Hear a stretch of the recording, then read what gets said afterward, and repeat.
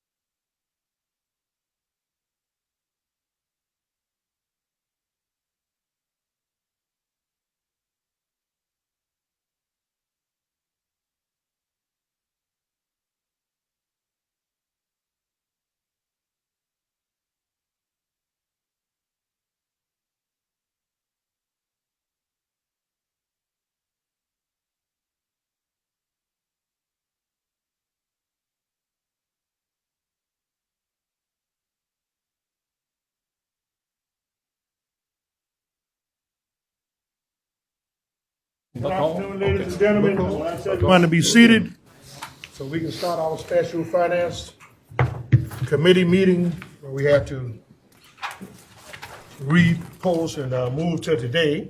And we have a public hearing. We have planning and public works. We got, planning and public works, and then we go into our finance. Mr. Darby, you have two items. Go ahead and move on, please, sir. Move on, please. So first item, which everybody participates in this committee, all council members. The first item is approval of minutes. What is the pleasure? To approve. Is there a second? Second by Ms. Johnson. Any discussion? All in favor signify by saying aye. Aye. All opposed, ayes have it. Item 2A, right-of-way abandonment on Headquarters Road. What is the pleasure?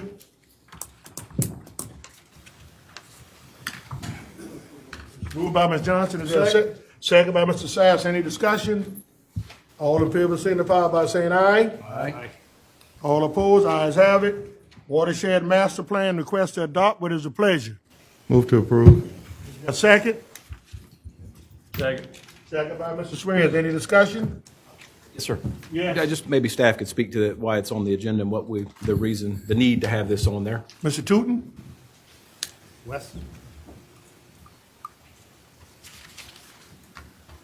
Wesleyan Public Works. This is a part of the CRS community ratings system, which helps to reduce the flood insurance rate for everyone in the county.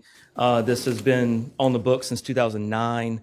Recently, I believe FEMA had a request for this to be adopted by council. So nothing new has changed in it. It's just purely asking council to adopt something that's already been on the books. Sir.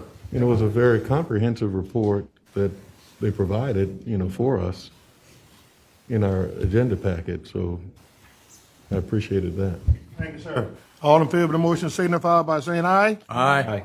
All opposed, ayes have it. That concludes our planning and public works agenda. We now move in our finance committee agenda. Item 1 is the minutes. What is the pleasure? Approve. Second by Mr. Johnson, moved by Reverend Middleton. Any discussion? All in favor signify by saying aye. Aye.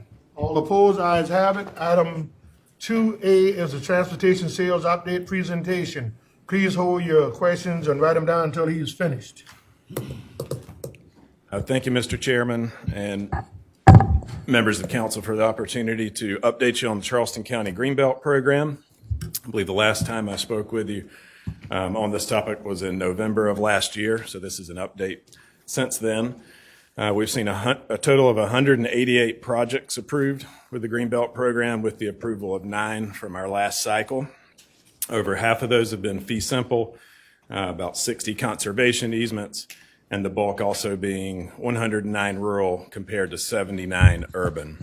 This has protected over 24,000 acres with conservation easements protecting more than twice the amount of fee simple, and the bulk of those acres being in the rural area as opposed to the urban area. This has come at a cost of $127.6 million. Now you can see the breakdown there where rural has gotten nearly double the amount of the urban funds, and fee simple the bulk over conservation easements. The average cost per acre, as you would expect, continues to creep up slightly to $5,226 per acre, more expensive in the urban area, and fee simple more expensive as well than conservation easements. But we have generated $164.9 million in match, which is 129% or $1.29 for every dollar generated by the Greenbelt Program. And of all these acres, 42% have some degree of public access, and we've contributed 87% of our funding, or $141.7 million, to projects that have some degree of public access. Our minority lands, 52.6 out of the total funding has gone towards securing these lands. That's 41% of Greenbelt funding awarded, for a total of 3,264 acres. Our Greenbelt goals, we exceeded our national forest, wetlands, and county parks goals several years ago, and we continue to chip away at rural lands, urban lands, and corridors. We have been busy with closings recently. We've had 7 projects close since last fall's update, those being the Sullivan's Island Elementary Beach Path, Howell Avenue Park, that's a City of Charleston project, the Reserve at Meggett, Jeremy Creek Expansion and Pappy's Island 2, which are near McClellanville, Whooping Island Scenic Buffer on Edisto, and the Griffith Tract, which is on Johns Island and is a City of Charleston project. We have 13 active projects total pending closing, including the 9 that were approved during the last cycle. With carryover from prior year allocations and the FY23 allocation, there's just under $26 million available for Greenbelt funding, and the split is $18.8 million rural to $7.1 million urban. As you know, our urban funds are sub-allocated to the municipalities and unincorporated county area based on their percentages of population located within the urban growth boundary. And you can see those breakouts there on the far right column. Those are current annual urban allocations available to those entities. Of note, City of Charleston is now back on the positive side, and urban unincorporated remains our one entity that is in the negative. This next slide shows the projected remaining lifetime balances for each urban entity, and that's again on the far right column. As required by the Comprehensive Greenbelt Plan, the population formula for urban allocations was updated with 2020 census figures this year, resulting in some slight changes to individual projections for total lifetime balance. And we did already have our summer cycle. It opened on June 13th, closed on July 29th, and we're working through that process now. Those projects will go to the subcommittee this month, the full GAB in October, and hopefully to you all in November. And then we plan to open up our longer cycle, our winter application cycle, on October 31st, and that'll be open for about 3 months until January 27th. One last item of note, as required in the Greenbelt Plan, the GAB will be wrapping up its 5-year review of the plan and the program by the end of this year, and you can expect those recommendations coming to you in the first quarter of 2023. Happy to take any questions you may Questions for the have. gentleman, Reverend Middleton? Yes, thank you very much, Mr. Chairman. Thank you so much for presenting to us tonight. I remember previously asking these questions because I see Charleston is now in the black, but they had a negative balance. For the last time we received this briefing, and we learned that through this program, you as the fund administrator or who's over the program have discretion, for lack of a better word, at least the previous person did, to sort of allow municipalities to borrow in advance, of whatever their award or allocation would be. I see North Charleston has used virtually nothing as it relates to Greenbelt programs. And there are other areas such as, again, Lincolnville and some other minority centered areas that potentially could take more advantage of this program if, it was explained to them as to how they could vision, using Greenbelt funds in a very vibrant way in their municipalities. So given what we've done in the past as it relates to municipalities that are not utilizing their allocations, do we have any plan to award? Well, I know you can't take from one and give to another, although we've done that. Do we have any plan to see if they will use those funds, and then if not, seed those to other municipalities that potentially could use them? No, sir, there's no plan for that. I believe that allocation formula, the way it's split between rural and urban and then down to the municipalities, is actually adopted in the ordinance. So we would not be able to take from one allocation and give to the other. So when Charleston had a negative balance, and anticipating, I guess, future awards, from where did that money come? So we don't have separate accounts that each of these pots of money go into. So as long as we've had enough total cash flow in that urban account to cover the projects that were coming through during that cycle, then we have allowed those to be funded with council's approval, of course. This is an issue that we're looking at as part of the 5-year plan review. In fact, next Wednesday, the Greenbelt Advisory Board will be taking up a draft policy on what we're calling forward spending, which is spending beyond the cash amount that you have on hand, and there will be a recommendation coming to you on that. Last question, why is North Charleston not using any of these funds? We actually have two different applications from North Charleston during this current cycle that hasn't made it to you yet, which, if approved, would put a very large dent in that. Okay, thank you. Anybody else? Mr. Moody? Mr. Pryor, thank you for that presentation. A couple of quick questions following up what Reverend Middleton was asking. Charleston is back on the plus side, but not much. One project will blow that right away. So my question to you is, the pending closings that you had maybe a couple screens prior to that, are those pending closings fundings reflective in this chart that we see in front of us? As soon as you approve it, it gets reflected in the chart. Okay, in front of you. Yes, when sir. you close those that are pending, it's not going to change these numbers. That's correct. Good. Second question, corridors. What can we do? What can GAB do? What can the county do to encourage more projects to come forward to hit that bucket? We're really, really low on that one. Well, I think we'll continue to have more coming from Mount Pleasant. They've already stated that the Mount Pleasant Way project is one of their top priority for Greenbelt funds. I'm not sure what else we can do at this point. You know, we rely on the municipalities to come to us and request these funds.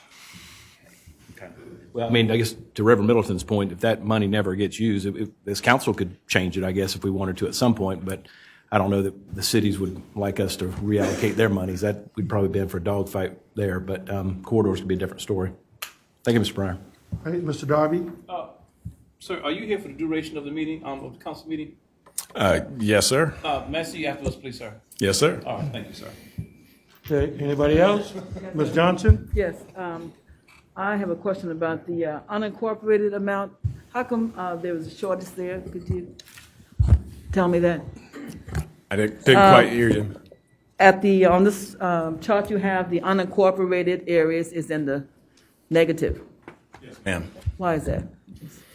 I believe there were several large projects that you all and the GAB deemed to be iconic. I believe one of those was Boone Hall, and you all allowed us to forward spend that amount to protect those properties. We anticipate it taking around 8 or 9 years for the urban unincorporated to be back on the positive side again. That's another issue we'll be taking up with the 5-year plan That's a big issue review. because I didn't realize that Hall Plantation project just killed everything else. It wasn't just Boone Hall. I know the town of Mount Pleasant contributed significant funding to that as well. Without going back and looking at exactly every entry on the ledger, I would be hesitant to tell you exactly where all that money went. Okay, and I noticed that the application period for the summertime is much shorter than the winter. Is there a reason for that? Yes, ma'am. It works well with our cycle to be able to finish up the summer cycle in time to run that longer winter cycle. Okay. So that we don't have two overlapping during that time period, and then we know how much money's available then for the winter cycle as well. So that normally happens every year? It will now. We're going to do these same 2 cycles every year. I think it's been a little spotty in the past, but applicants will be able to count on us having those 2 cycles during those same time periods each year. Okay, thank you. You're welcome. Anybody else? I Reverend hate Middleton? to come back, but certainly looking at the equity issues that the unincorporated deficit presents, and I'm not against Boone Hall, so I don't want people to think that, but I often think about those settlement communities that were not protected in a land trust per se, and they continue to be encroached upon, and they have to fight to protect their own lands. They have to come within historic preservation status in order to do that. And it would be interesting to me, as I said, with the housing and revitalization, some of their programs, it would be interesting to me if we somehow made municipalities, sometimes municipalities may not understand these programs and how they could very well benefit from them unless we kind of take our show on the road and express to them how this could be helpful in their area. And so with some of the unincorporated areas contiguous even to Boone Hall, they very well could take advantage of some of these programs to improve the quality of life in their communities. So, I don't know what I'm just making a statement that I pray that in the future, based on our equity outreach, that we could be more aggressive in that area. And we have started to try and do some of that. We just finished a video that gives all the basics of the program to the layperson that can explain everything, very simple terms, and we'll be launching that very soon. Once we finish up the 5-year plan review, we do plan to start trying to get out into the community more and take our show on the road, as you said, sir. And I can tell you that each one of these municipalities, with maybe the exception of Kiowa Island, I've spoken with someone from each one of those municipalities about their available balance within the last 6 months. Thank you, sir. Thank you. All right, thank you. Mr. Sass? Thank you, sir. I want to say that certainly Kathy Ruff's influence is visible here, and I appreciate you doing this job. You've done a great job. Kathy did a great job preserving over 43,000 acres that'll be protected. It's really a big thing. We've got the Francis Marion Forest to the north, and we've got the Ace Basin to the south, and we've got some other greenbelt areas that we've added to around Long Savannah and around Mount Pleasant and north of North Charleston. And so these are all great things that be preserved forever. Those are big items in the resiliency and everything like that. They're soaking up water, they're producing oxygen, and and they're beautiful and they're preserved for the people that follow us. So thank you very much for paying such good attention and doing a good job. Thank you. Kathy had us set up for success. She did. Wow, Mr. Sass for president. I was admirable what he said, sir. All right, thank you. All right, that concludes this presentation. Our next item is 2C, ARPA Housing Funding Presentation. Mr. Davis?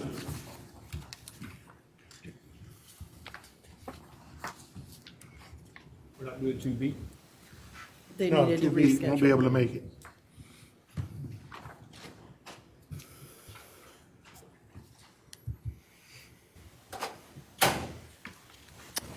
Somebody better get Mr. Davis his glasses, I'll help him. Those are sunglasses.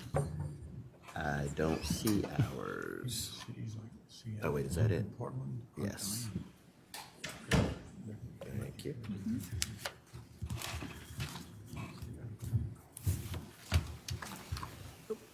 Thank you. Excuse me.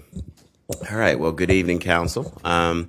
We are very pleased to bring to you the last piece of the ARPA funding budget for Charleston County's ARPA allocation, and that is the $20 million that council previously set aside for housing. Just a reminder, $79.9 million that the county got from ARPA, and the housing falls under addressing negative economic impacts. Our Housing Our Future housing plan has 5 housing priorities. One is capacity building, and I can't overemphasize capacity building because right now the county doesn't possess the tools to build the housing that it needs.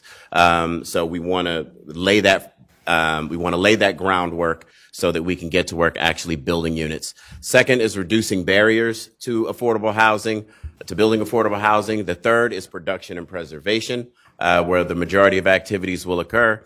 The fourth is stability and security, keeping people in their homes. And finally, equitable home ownership.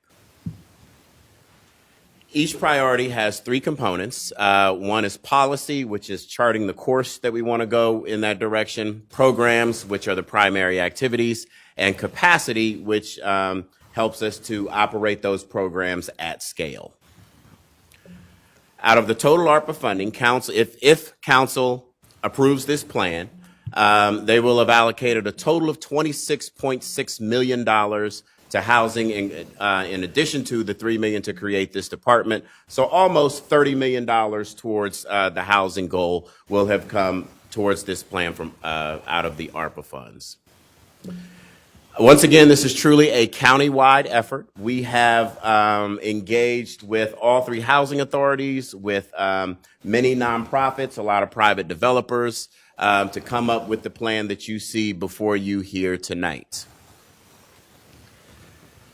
This is what the total funding picture would look like if council approves this plan. The largest part going towards production and preservation, $14 million, and that includes the $2.5 million roughly for the scattered sites, $6.7 million towards housing stability. That includes the $3 million that council previously allocated to the critical repair program.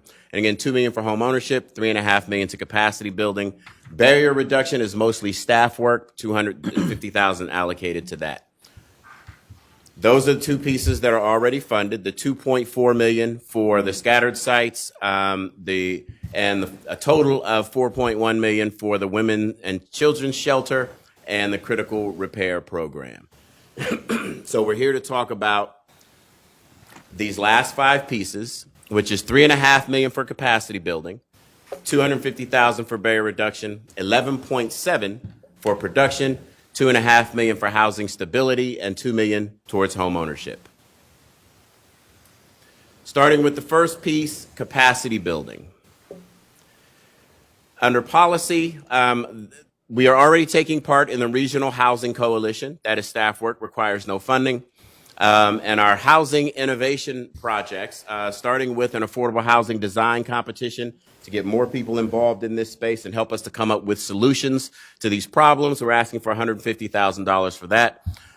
Local capacity building is the bulk of the money. That's for nonprofit developers and DBE developers, small businesses, minority developers, to get them involved in the affordable housing space and to increase their capacity and ability to deliver units.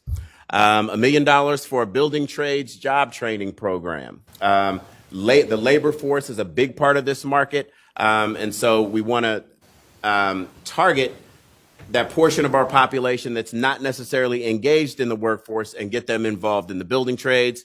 Excuse me. And finally, our land activation programs. This is more to one of the difficulties about creating housing in Charleston County, and I would say in South Carolina in general, is that people are attached to their land. Developers come along, they want to purchase land so they can build housing, and families don't want to sell, but they are willing to use their land for housing. So we want to work with them, pair them with nonprofit developers to activate that land that's currently kept off the market because people don't want to sell it, and we don't think they should have to sell it. And so we're asking the council approve $3.5 million towards the first priority of housing capacity building. Keep going, or you're okay? Yeah, you can bring the motions back. All right, our second piece is barrier reduction, just $250,000, and that goes towards mostly dealing with, well, all of it goes towards regional zoning and permitting review. One of the issues that we discovered as we toured the county is that a lot of smaller jurisdictions want to address their zoning code, but don't really have the staff or means to do it. So we want to help them with that. And so that we're asking for the $250,000 for regional zoning and permitting review. The third piece, production and preservation, is where the bulk of the funds are being requested.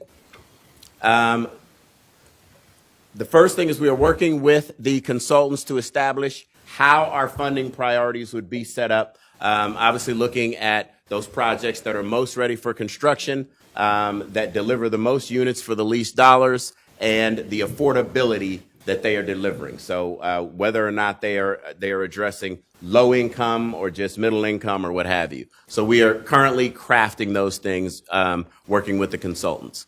The bulk of the funding for this category is the ARPA gap financing program. We're asking for $10 million.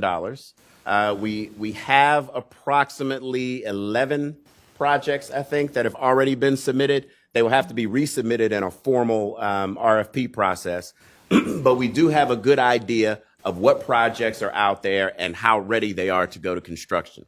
And $1.5 million for infill development. And in that one, we are targeting struggling neighborhoods that are still viable. And we believe if we target that investment to those communities, we can do some good in those neighborhoods. And $200,000 to help establish a regional land bank.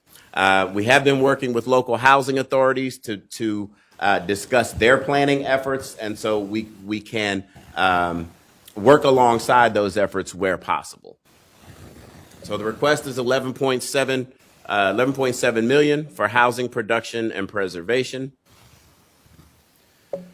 The fourth piece, housing stability, $2.5 million. So first, we want to look at eviction prevention. And we know that there have been all kinds of programs for eviction prevention. This is a little bit different. We know we've had the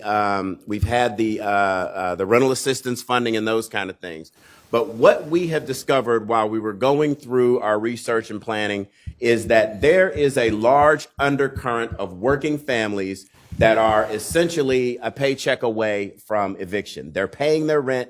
They're paying every month, but they're paying late. They're paying past the 5th because of when their paychecks come in or because when a family emergency comes up. And what you have, it's not like when you and I were out looking for our first apartment when late fees were $50 or $75. Now late fees are a percentage of the rent.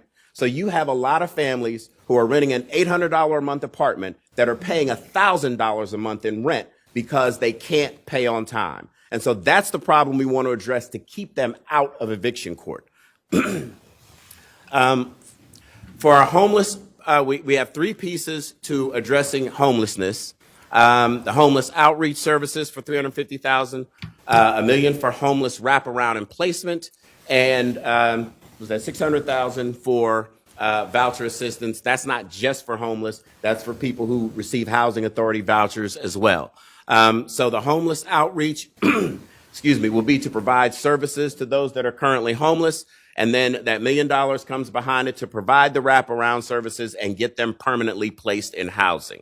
And then the voucher assistance, there are a lot of landlords that misunderstand how the housing voucher program works.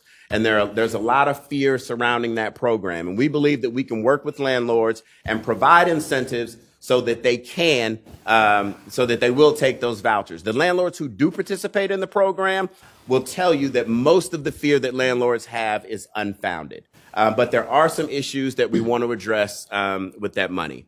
And then finally, emergency relocation services. That's more of a pilot program. One of the things that we know is that whenever you address housing on this scale, there will be displacement. There will be houses that we can't save with the emergency money. There will be developers who come along to build projects and people will be displaced. We already have 11 families, I think, that are going to have to be moved based on the airport connector. So we need to look at that as a county and figure out how we're going to relocate people when we do with that. So the three housing authorities, we have been discussing with them about how we address that problem, but we want to put some resources towards that. So that's the $2.5 million for housing stability and security. And so actually that slide was, it's $2,550,000, not the 2.3. We actually changed, I didn't change the figure at the top, so my apologies. And finally, $2 million for home ownership. Under policy, we're looking at HUD's new adopted framework towards equitable home ownership. One of the things that stands out when you look at the home ownership market in Charleston County is that there are big divisions based on race. And so we want to take a look at that and see if there is a way that we can address that. HUD has put out a framework. We're going through that framework now. And so the first $250,000 is to work on implementing that framework, and then $1.7 million set aside for actual home ownership assistance. If there's any money left from the $250,000, it would go directly into that program. And then finally, looking at other state and federal resources that are available. We have talked to SC Housing that has a number of programs, and so we would work alongside them so that we could get more for our money in terms of getting people into homes. And so the ask is $2 million for equitable home ownership programs, and bringing those back to council for final award. Any questions? Reverend Middleton, yes. Very much, Mr. Chair. Thank you, Mr. Davis, for your presentation. Certainly, all of this makes sense to me, but I did not see anything, I guess, close to production and preservation. Where does a housing trust fund fit in any of this? So the $11.5 million that we're requesting would essentially operate like a trust fund. It is to fund projects, to fund other people's projects. But this is a one-time source of money, so a trust fund itself is an ongoing thing, which we can't provide with ARPA funds. But the $11.7 million that we're asking for production essentially operates as the housing trust fund until we find a permanent source of funding. Thank you. I'm not satisfied with that at all. Thank you. No. Mr. Worm, and then I come to Ms. Johnson. Thanks, Mr. Chairman, and thank you, Mr. Davis. And I know that you have long sort of been helping educate me and the rest of council on some of the comprehensive aspects that we need to address. I did mention previously that I worry a little bit that, we're spreading a one-time thing, a little thin. And I just wanted to go through, and I get that we get to make a final award, and maybe the programs and some of what you presented has actually checked off a few of my questions, but I just hoped I could bother you briefly. When we talk about home ownership, and I appreciate the equitable framework, that certainly sounds like something that's very needed. As far as the assistant to moderate income, what does that look like? I mean, is there permanent restrictions on affordability associated with those dollars? Because, I'm really thinking about trying to use this money transformatively. And I think a big part of that, for me at least, speaking one of nine, has to do with how long do these dollars last. And so I'm a little bit concerned about spending dollars from ARPA on stuff that, is going to have a temporary impact, or we're going to have to find another source of funding for later. So that's sort of the angle I'm kind of trying to come at. I'm going to ask you about maybe 3 or 4 of them. But if you could just kind of speak to that. And again, I know the final review of these programs is to be forthcoming. So the home ownership is particularly difficult in the current market because you're looking at so much subsidy per unit. And so we don't have a final answer for that one. I'll be straightforward with you because we have to look at how much is it going to cost to get a family in a home. But the first $250 is so we can start looking at that. So we can start making some determinations as to, what makes sense. What are other municipalities and counties paying to actually assist families to get into homes, and what makes sense for Charleston County? So we're looking at how many people we could get with that money, but nothing's going to move forward until we have a plan, so to speak, of exactly how many families we intend to that we think we're able to assist with that. And I guess the first 250, I was actually a little bit, I was kind of following that a little bit more. I'm more speaking about I believe it's 1.75 for moderate income families. Maybe those are connected in some way, but that was more of my question. Okay, so before we put a home ownership plan into practice, we want to look at the equity component. We want to look at why is black home ownership so far below white home ownership in Charleston County. So we want to make sure that we're approaching it in an equitable manner. And then we put the program into place to address home ownership across the board. We're typically looking at 80% AMI to, I want to say 120, I don't know. But to do home ownership for below 80% AMI gets really tricky. I've seen it done for as low as 60. Certainly with 50, you're talking about far too much subsidy for the county to put in at this time. But we know we can make home ownership work for a reasonable price at 80. Can we do it in this market? I'm not 100% sure. So we're watching the market on one hand and planning the program on the other. But typically you're looking at 80 to 120% AMI for home ownership programs. Okay, I've got and I appreciate that. I've got certainly a better understanding there, and it sounds like the 1.75 would more be to implement what is planned out with the 250. Yes, exactly. Okay, very good.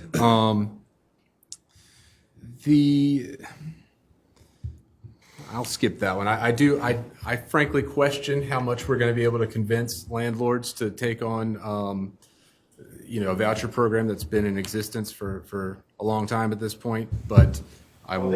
I'll interject here. There are actually several municipalities around South Carolina and across the country that have shown success with not just placing voucher holders, but placing ex-offenders and placing homeless folks. So we're looking to copy those programs that have already shown success in other areas. And we do tend to start, we will start off small. We understand Charleston is a lot different than a lot of other communities, even within the state. So we don't plan to throw a whole bunch of money at this. We plan to start off small, to test the success, and then to try and duplicate that success.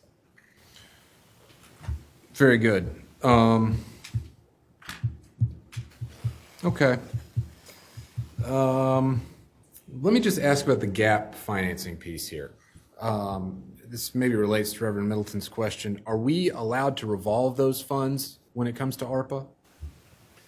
So that all depends on how quickly you want to see this money go out into the street. So I would typically, in most other instances, do a loan to the developer, which is paid back over time or used to leverage the affordability over time.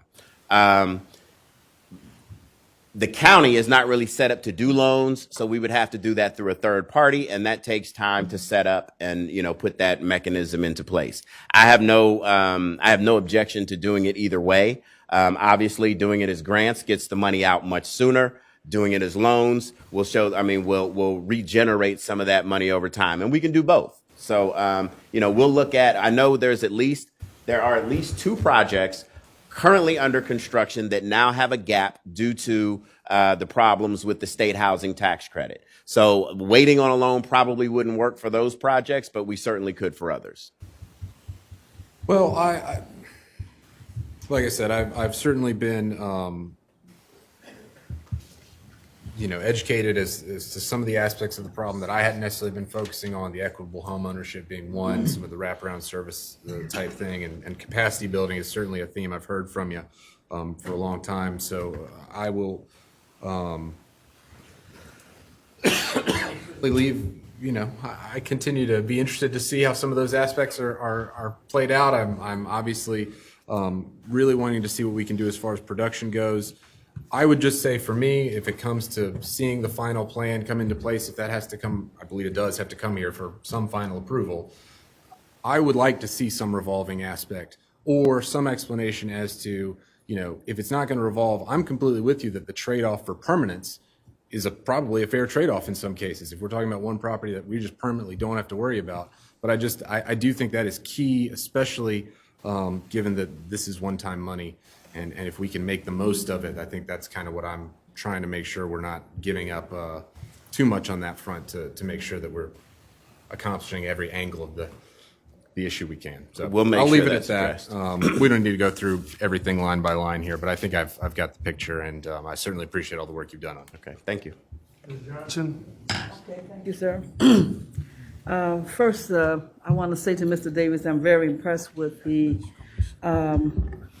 turnaround time that you've come up with this budget for us. And I know that there's a lot of complex situations we have for housing in Charleston, and you have certainly tried to address many of those. I want to remind some of our council members, too, that, this weekend, I was reminded first that county at one time had a program that helped home ownership in settlement areas. And I do have 3, at least, that was brought to my attention this weekend, where the original owners have passed away. The house was built for a senior citizen. They died, and now their children are able to utilize those homes. And so I'm happy to see that you have home ownership in mind as you go through this budget process here, because we don't want to just build units temporarily or for 10 or 20 years, and then we find out now we are back at this same situation where we have no permanency and affordable housing. So thank you for the effort for including all of this, the shelter, everything in this package. So I'd like to make a motion that we adopt this budget, Mr. Chairman, if that's appropriate at this time. Is there a second? Ms. Johnson, motion Second. by Mr. Werman. Now we still can discuss Mr. Moody. Ms. Johnson, are you finished? I'm finished, sir. Mr. Moody? Thank you, Mr. Chairman. Mr. Davis, excellent presentation. Mr. Durant, appreciate all your work. 2 questions, or maybe 1 comment following up on Mr. Werman's. He was hitting on something I was as well, and I just kind of noted like the eviction bucket. It doesn't matter if it's rent or their loan payment. When a car breaks down, they're out of kilter, and they sometimes they can get back on track, but sometimes they never get back on track. They're always a month behind. But the short term or the small amount of the money, that money's going to dry up at some point. And so would that money be maybe better spent on down payment assistance and things like that, which create permanency? You don't have to answer. I'm just kind of thinking out loud. Well, I will tell you what we're thinking. Okay, go ahead. But that was kind of where I was going, is yeah. what Mr. Werman was saying, is that money's going to run out. And the lifestyle or the situation that LMI people are in is hopefully will change over time, but it may be not. So it doesn't cure the underlying problem, I guess is what I'm getting at. Right. Well, what we found is that a lot of those families, a small loan would get them through where they are. Now, we don't know yet if that's actually feasible to make that a program, because those funds would also be paid back in small amounts. Okay. So that's a lot of transactions. And so we don't know quite yet if it's feasible, but we thought we at least needed to look into it and try to address it if we can find an organization perhaps that could deal in those small transactions. Fair enough. And my other comment, just the programming, I would like to see the structure around that, how the money goes out the door. Are we monitoring construction? Do we have third parties going out, making sure this has been done before we send the money? Those are the kind of details I'd like to see kind of ironed out. For the gap financing? Yeah, or I'm assuming production was some type of housing construction or getting projects ready to go, that we're not sending a contractor a check and saying, go do it. Absolutely. We're actually building it first, and then we're going up behind them and saying, okay, yes, you're billing us for this, which has been completed. We will pay you now. Yeah. So for the tax credit projects, that's easy because they're underwritten by multiple organizations. They do construction draws, 9-10 people sign off on those draws. So we would just be one of those signers. That's what I'm looking for. For the smaller projects, we would have to do a lot more of that work in-house. Thank you, sir. Thank you, Mr. Chairman. Okay, anybody else before we move on? There's a motion on the floor. All in favor of the motion signify by saying aye. Aye. All opposed? The ayes have it. Thank you, Mr. Davis. Thank you. We now move on to item number 3. Move for approval. Is there a second? Second. Any discussion? All in favor signify by saying aye. Aye. All opposed? Ayes have it. Item 4. Items A through G. All right, is there a second? Second. Second by Mr. Werman. Mr. Moody? One question on 4B, Mr. Tootin or whoever. There was a bid for the windows that was significantly less than the one that we're awarding the contract to. I'm assuming there's a story there. Can you help me with that, Mr. Barrett? On this particular bid, we had a mandatory pre-bid that you had to attend because there are elements of this bid that is not covered in the specifications. Time Key Enterprise of the Kansas City, Missouri failed to show up to the mandatory pre-bid, which historically we reject the bid. They attempted to provide false and misleading information if they attended the bid, so it's no. If you take a look at the bid, that is an unqualified price because they didn't get the other elements to put the price in there. So therefore, if they were to be awarded the bid, we would see probably about 20 change orders. Yep. Thank you. That makes a lot of sense. I hope we would not accept any bids from them in the future if that's possible to not do that, but that's kind of sad. That's it. Okay. All in favor of the motion signify by saying aye. Aye. All opposed? Ayes have it. Item 5A is renovation. Move for approval. Who seconded? Ms. Johnson. You moved, Ms. Johnson? Yes, I moved. Second by Reverend Middleton. Any discussion? Mr. Swear. Just a question, I guess, well, maybe for you. The McClellanville Library, how soon will those renovations be done? Because there is still, the town of McClellanville is still trying to purchase the old school, and I know we had talked about maybe moving that library. So what is the time frame we're looking at for that? We can put that on the last part of the construction schedule to try to meet that. But I think that project is about a year or two. Year or two. Well, end of this year.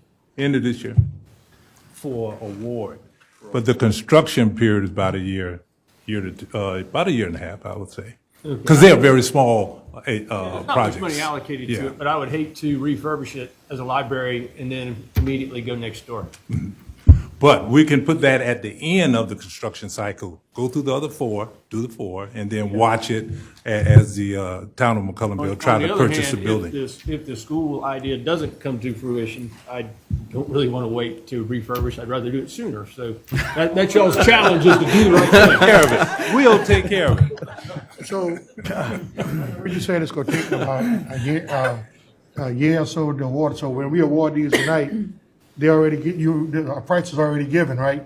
They'll do these things like I saw the price on the blue yellow sheet. Mm-hmm. So once this is voted on and passed, then the construction and all that stuff could start, right? Yes, they'll have to mobilize and go through that process, but that's their, Yeah, but because order I don't want to price. hold this thing up saying, well, we trying to make sure the price is this and that. So the price that y'all put in the sheet, that's what it's going to cost to do these libraries. It may go down a bit because we're negotiating it with MBCon on those prices, but it will be, certainly be no higher than what you're seeing there. And here's my thing with the negotiations and all that. You hold up the project, it actually costs more because it takes a longer time to get these materials in. And so I would rather, if we could speed this process up so they can get started, get these materials in and get these things under construction. But we will do it with deliberate speed to get it done. But there were some items that we wanted them to take out because it was not needed in some of those projects. So we're looking through it to make sure those numbers are good, and then we'll press on. I understand where you're coming from. Yeah, because when we get in the habit of telling the contractor what they should and shouldn't do, and then if problems arises, then the first thing they're gonna say is, staff said to take this out. Yes. You see, and I so understand. somebody has to pay the blame now, so it's gonna be whoever on staff decided to take it out. Right. If we are not doing a certain type of work in a project, he should not charge me for that. No, I don't work. I don't doubt that. Yeah, but I'm talking about holding the project out and taking stuff out that's needed, and then when they come back, they say staff told me to take it out. Just want to make sure we monitor that Sir. and make that happen. Okay, anybody else? Mr. Sass? Thank you, Mr. Chairman. Mr. Smalls, I had a question about the West Ashley Library. Yes, sir. I know we've had some bad flooding problems over in that little corner. Is that all being kind of configured into this, or what are city- we doing? What's the city doing there? The city has done some work in the area, and we've been monitoring it, and we have not had any flooding over there for a while. And we've done some work with flood doors and so forth, and so we're pressing ahead with the renovation. But what the city has done so far, it's heading in the right direction. We have not had any flooding. That's great news. Thank you. Dr. Moody? Mr. Sass just took my question. That was the same thing. When we met with the Windermere homeowners group, they agreed that throwing money into the project there was, at the time, was not a good use of money until the city could get that water out of the bowl. So I'm sure I'd like to get a update on where the city is with getting that water. I think the plan was to take it back behind St. Andrews Elementary. So I'm sure Mr. Middleton, too, that's his district now, would like to hear where the city is with that. Okay, we'll look into it. Thank you. All right, and Mr., last question for me. Y'all in conjunction with Ms. Craig and the library staff to make sure what they want is included, because after all, they're gonna be running the libraries. Oh, yes, sir. So, We okay, I meet just every wanna- month, and we're in Any bed. changes, you need to talk with them. Y'all in cahoots, that's all I need to know. All right. All in favor of the motion signify by saying aye. Aye. All opposed, ayes have it. Item number 6 is adoption of the latest editions of mandatory building code. What is the pleasure? Move for approval. Second? Second by Reverend Milton. Any discussion? All in favor signify by saying aye. Aye. All opposed? The ayes have it. Okay, so, Madam Attorney, do you need this executive session now, or you want to wait until the end of council meeting? So I would prefer to do it between meetings. All right, so you want to do it now? All right, that's the next item up. All right, so we're going to, is there a motion to move, or you can explain it, but is there a motion to go into executive session? So moved. Is there a second? Second. All right, now you can explain why we're going into executive session. Yes, sir, there are a couple of items that I need to update council on that are in litigation. So these are litigation updates. Additionally, there's a personnel matter that has to be discussed. All right, so all in favor of the motion signify by saying aye. Aye. All opposed, ayes have it. We will adjourn, and hopefully we'll be back shortly, and then we'll move into public comments. Okay?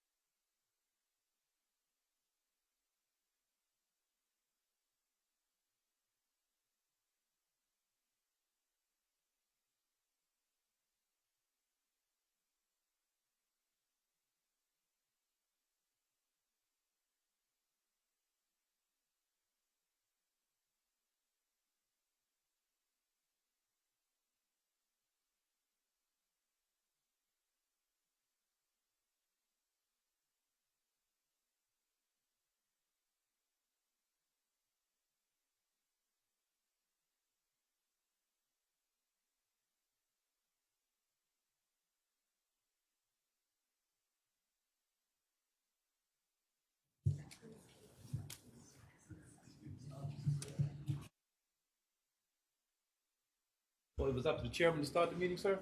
Okay. I'm just wondering. You sure it's up to the chairman to start the meeting? I think.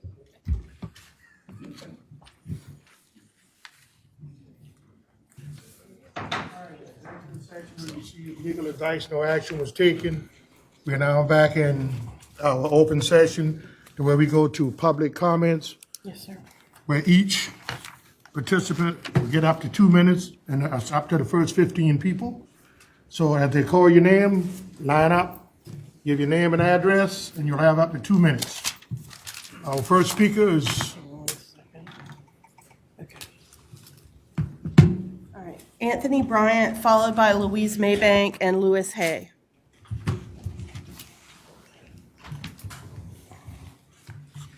I want to thank Ms. Salisbury for a fine job, and Imani doing the whole process I was engaged in. So what I want to do is just try to be brief in terms of my statement. Under the County Mission Administrative Authority, not specifically addressing state law, on September 6, 2022, I received a order from Honorable Joseph Dawson III. Cases YouTube, Google, Alphabet Inc., Administrative Office of U.S. Court Appeals have been filed in petition of review supported by extension of 60 days, the Supreme Court of the United States. April 28, 2022, Captain Brian C. Jones of SLED Investigative Services expressed complaints can only be received by the solicitor, attorney general, law enforcement jurisdictions, all members of professional law enforcement agency, Inc. With 13 sheriffs of South Carolina, while they say the federal law or both, how is this a useful pattern, methods of complying with the First Amendment? I don't think so. Order 589 issued by the Supreme Court, United States, regarding COVID-19. When that's period of time, federal courts was not fully functional. A national educational lobbyist group requested President Biden refer certain speech to Homeland Security during COVID-19. Homeland Security Act 2002 goes from civil rights to the death penalty. Okay, so you look at the Homeland Security Act 2002 goes from civil rights to the death penalty, now coupled with Violence Against Women Act in 1994 by Biden. Many African Americans, especially athletes, were wrongfully accused of crimes they didn't commit while they played football and basketball in college. So you had the Attorney General in the Office of Human Trafficking, but nothing to deal with wrongful accusation. Many African American men are in prison, lynched, hung for wrongful accusation on these issues. And that's why I'm here tonight. I'm not here for any other reason, but wrongful conviction and accusations of particular African American urban, rural, and college-educated black men. So that's what I heard, the joke and the rumor. I'm gonna deal with it. I'm political, I remain political. thank you. Okay, the next person, you got the next speaker? Louise Maybank. Okay, name and address, and you got 2 minutes. 2029 Burger Hill Road. Thank you for once again allowing us to come 60 miles round trip to speak to you. And I'd like everyone in this room that's here for Wadmalaw to please stand. Thank you, thank you. As you all know, this issue goes on, and it's being played out on 3 jurisdictional levels: the federal level, the state level, and the county. And we're here tonight, of course, dealing with the county. And the other 2 issues are moving through with the various appeals in the various forms. And this one is hit a roadblock, and it's really quite different from the other 2, this county one, because what's happening here is that it's, rather than being appealed, the decision of the BZA, rather than being appealed as was suggested in the law, it has been substituted by an amendment that is you to decide on tonight. And the bottom line of that amendment for us as citizens that come up to talk to you is that if you approve tonight, if you all vote yes for the amendment and not nay, then you can withdraw the whole application that has gone through the BZA and start all over again with a brand new one. And in making that decision, you have taken away the direct voice of the people, because your proposal is that the staff would review it, make a recommendation, and it's not doing away with the BZA as being suggested by some. It's doing away with the voice of the people in the beginning of the process. It's changing the rules of the game on the middle of the playing field. And there's something about this process that's quite different from what is happening on the federal level and will happen on the state level. And I urge you to vote nay tonight, and so that we continue according to the rules as written in the rule book, and we're not changing the rules halfway down the field. Thank you very much. Thank you. And our clock, is the clock working now? Yeah, he's gonna try to fix that. All right, so now we're going to go, and I'll try to use mine until we do. Okay. Your name and address, sir, and you got 2 minutes. My name is Louis Hay, Oak Grove, Guatemala Island, and I'm here to talk to you about 4D and E. This issue is asking you to vote to remove the influence of the BZA on certain zoning issues that come before council, before county government, and go through the BZA. The process of going through the BZA is the reason that the public learns about these issues. The importance of these issues cannot be understated. There were 50 people here 2 weeks ago, and it was taken off the agenda. There are 50 people here tonight. It's very important. The public does care, and without the BZA, with a direct staff input, it would not come to the public's attention, and you would not hear from us. Unless council's intent is to eliminate or decrease public input to you, you should vote against this, because the very fact that we're here tonight discussing this proves the system works. If it ain't broke, don't fix it. Okay, thank you. Next. We have Richard Lorenzo, followed by Kevin Richables and Plachette Grant. Name and address, sir. Evening, Council. My name is Richard Lorenzo. My address is 398 Freshfields Drive down on Johns Island. I represent the First National Bank down at Freshfields Village down at on Johns Island and supports Kiowa. My call to action is that we are asking to pass the Charleston County Zoning and Land Development Regulation Amendments that allow the salt marsh mitigation banks to proceed without variances. And so coming down, the people that support that area to come and work in that area are very, very hindered by the traffic coming down the main road corridor. And that is deeply affected by your vote tonight. I think that sort of travel can be completely encumbered by any development that is not allowed to occur by that area for any laws that are not passed. And those are the areas that I would be remiss to say if it was about 92 to 95% of the people that work down to support the Johns Island area and the Kiowa and Seabrook Island areas were to be traveling in. So I know that I have lost teammates due to the commute. I myself have had to open my bank an hour and a half after, and that's in direct support of the people that are in that area. So I just wanted to come and express my thoughts in that, and I appreciate you listening. Thank you. Next person, please.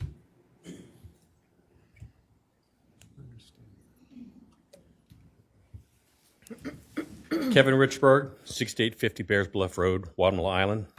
Since 2018, the Guatemala Island Land Planning Committee and others representing the concerns of Guatemala Island and the interests of Charleston County taxpayers have been participating in the process regarding this particular proposed mitigation bank.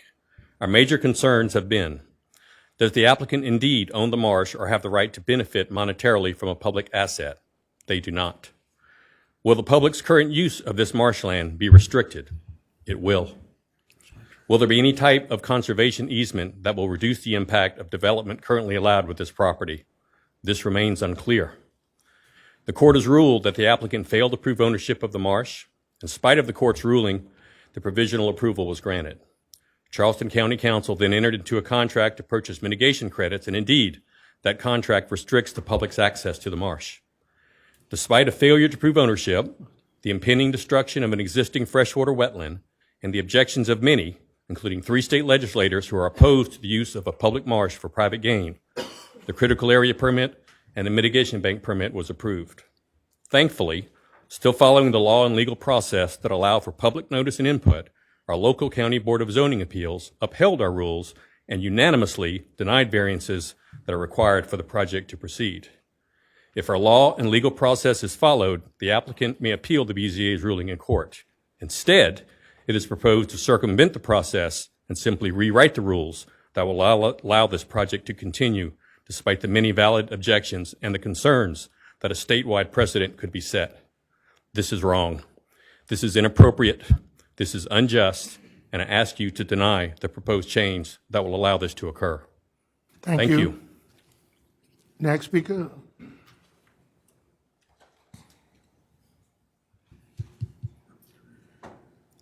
Good evening. I'm Plachette Grant, 1684 LaTroy Avenue, Snowden Community. I stand before you as the president of the Snowden Community Association and the entire community. Just basically say thank you on behalf of the funds we've received for our sewer project. This has been a project that's been ongoing for many years. I was in college when it first started. We won't talk about how long I was, and have been out of college.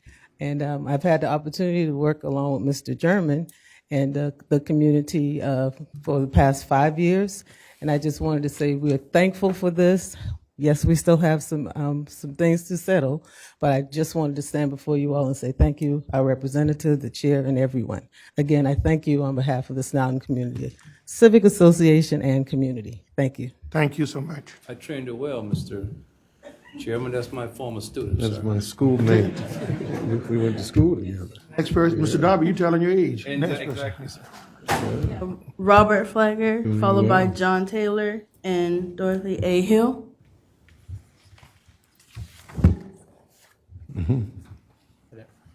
Robert Flagler, 1137 Bexley, North Charleston.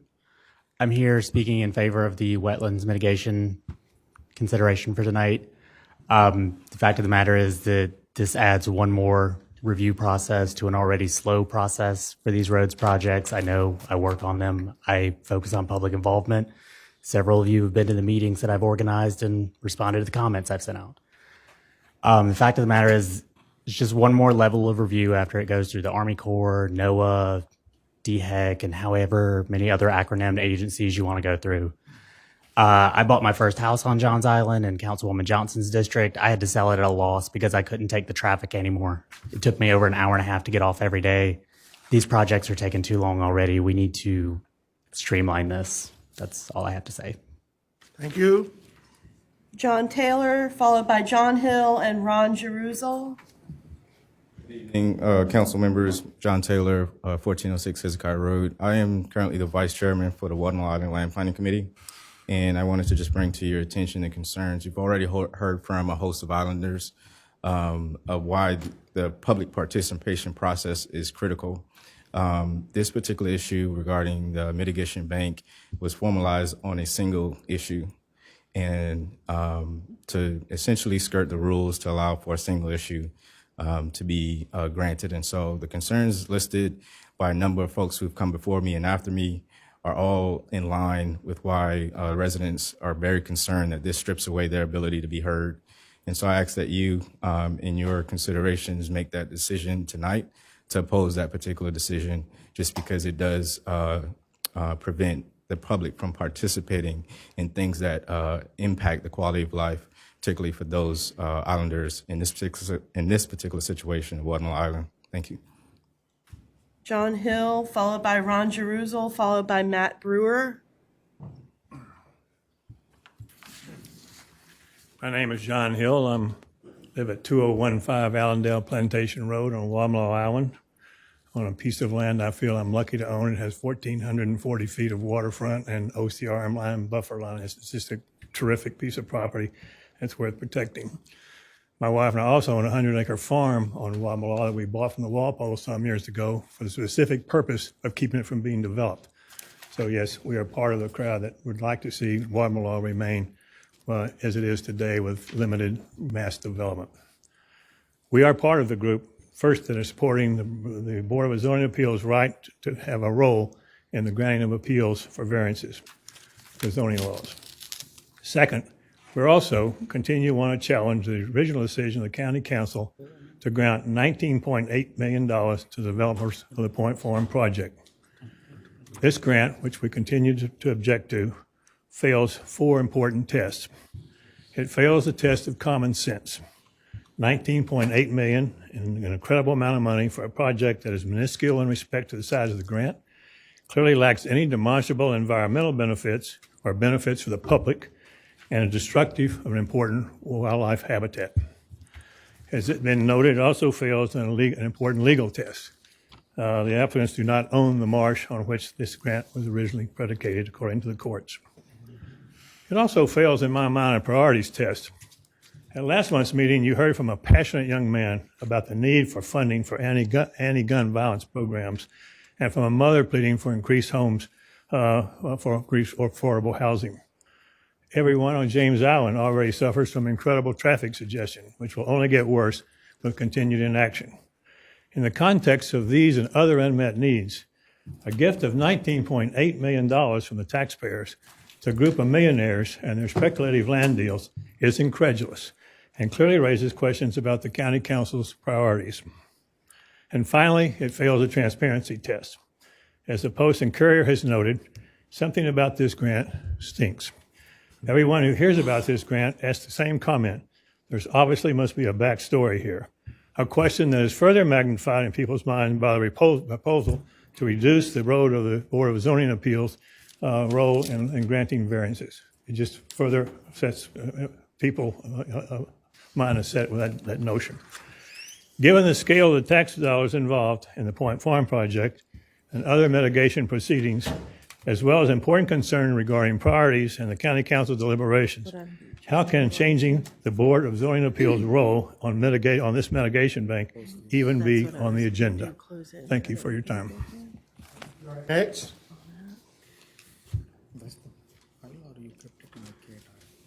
Hold 1 second. Let me see if I can get this clock to work.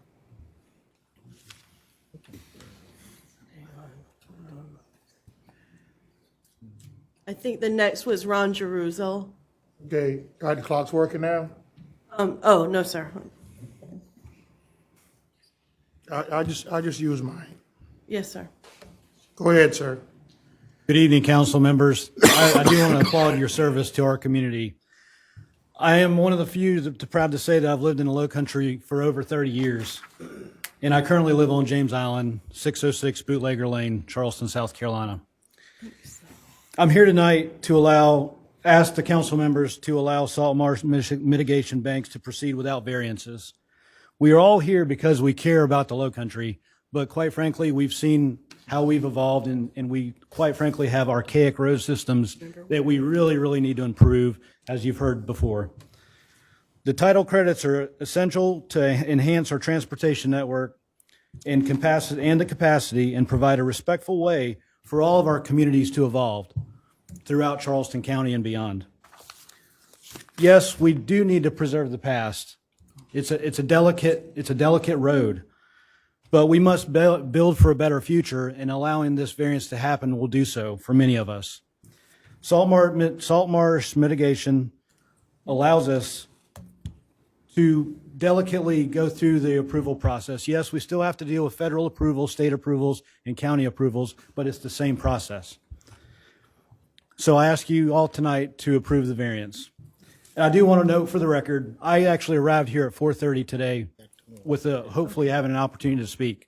There was people ahead of me that did sign in for other individuals who are not present. So I like to follow the rules, so I just wanted to note that for future meetings. So thank you. Thank you. We'll look into that.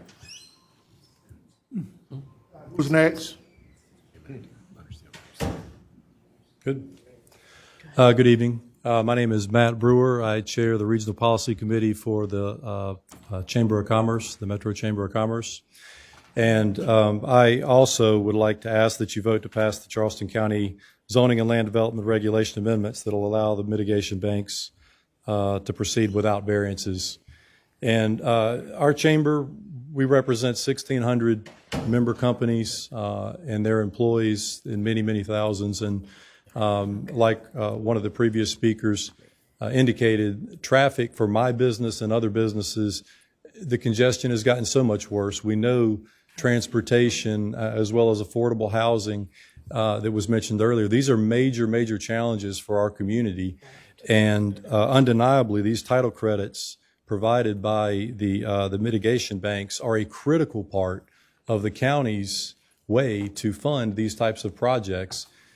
Furthermore, mitigation is a really powerful tool to help our county protect and restore the wetlands, the ponds, the rivers in our community. So it's actually a restorative process that restores these assets back to our community. So the mitigation banks, they go through a very lengthy process that takes several years, in some cases 3 years, through 6 or more federal agencies, state agencies, where the public opportunity to speak is throughout most of these. So there are plenty opportunities to protest, to discuss specifics of a specific plan. I know a lot of people are here from Guatemala. This is not about Guatemala. I know it is to them, and I don't want to take that away from them. But this is about applying to the entirety of the regulation, not just one project. And so I do ask that we don't look short-sighted. We look to the totality of what we're trying to do here tonight and improve our community, improve this access to these important tools, these mitigation credits for our infrastructure of our community. And I do ask that you vote to pass the land development regulation amendments that will allow salt marsh mitigation banks that have been approved under federal mitigation program to proceed without variances. Thank you. Thank you. Caroline Paget, followed by Kyra Morris and Ross Nelson.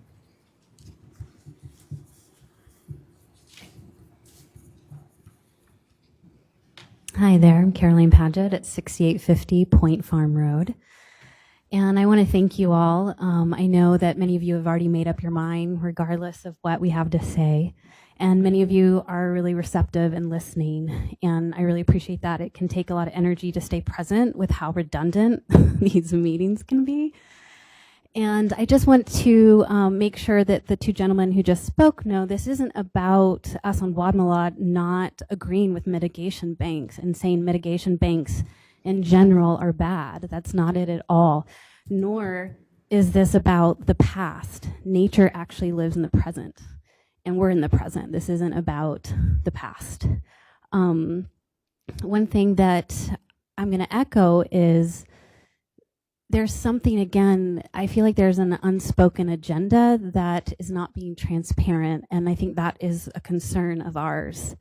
Because when we have emailed certain council members and they say, well, the public has had time to have their say, but we are the public. The conservationists are the public. The environmentalists are the public. The people who live on Guatemala are the public. And so are other people from Charleston County. And to remove public voice in this is not right. And this is specifically to Point Farm. I know it goes also beyond that, but the amendment came up specifically for this project, and that just is fishy in general. We've mentioned that over and over, and I understand that it's probably a pain to have the public opinion and you want to streamline it, but just because it's easier to not have our voice doesn't mean it's right to take away our voice. So I just really ask you to really blend the heart and the mind and do what's right, and not just think in dollars and development and tax credits. It's not about just that. So I just really ask for your presence. Thank you. Thank you. Kyra Morris, Ross Nelson, and Lee, who lives on Hopetown Drive.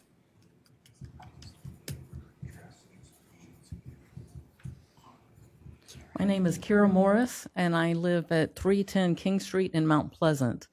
And I'm one of those that's here to say I'd like to see the Charleston County ZLDR amendments pass without requiring the salt marsh mitigation banks to have more variances.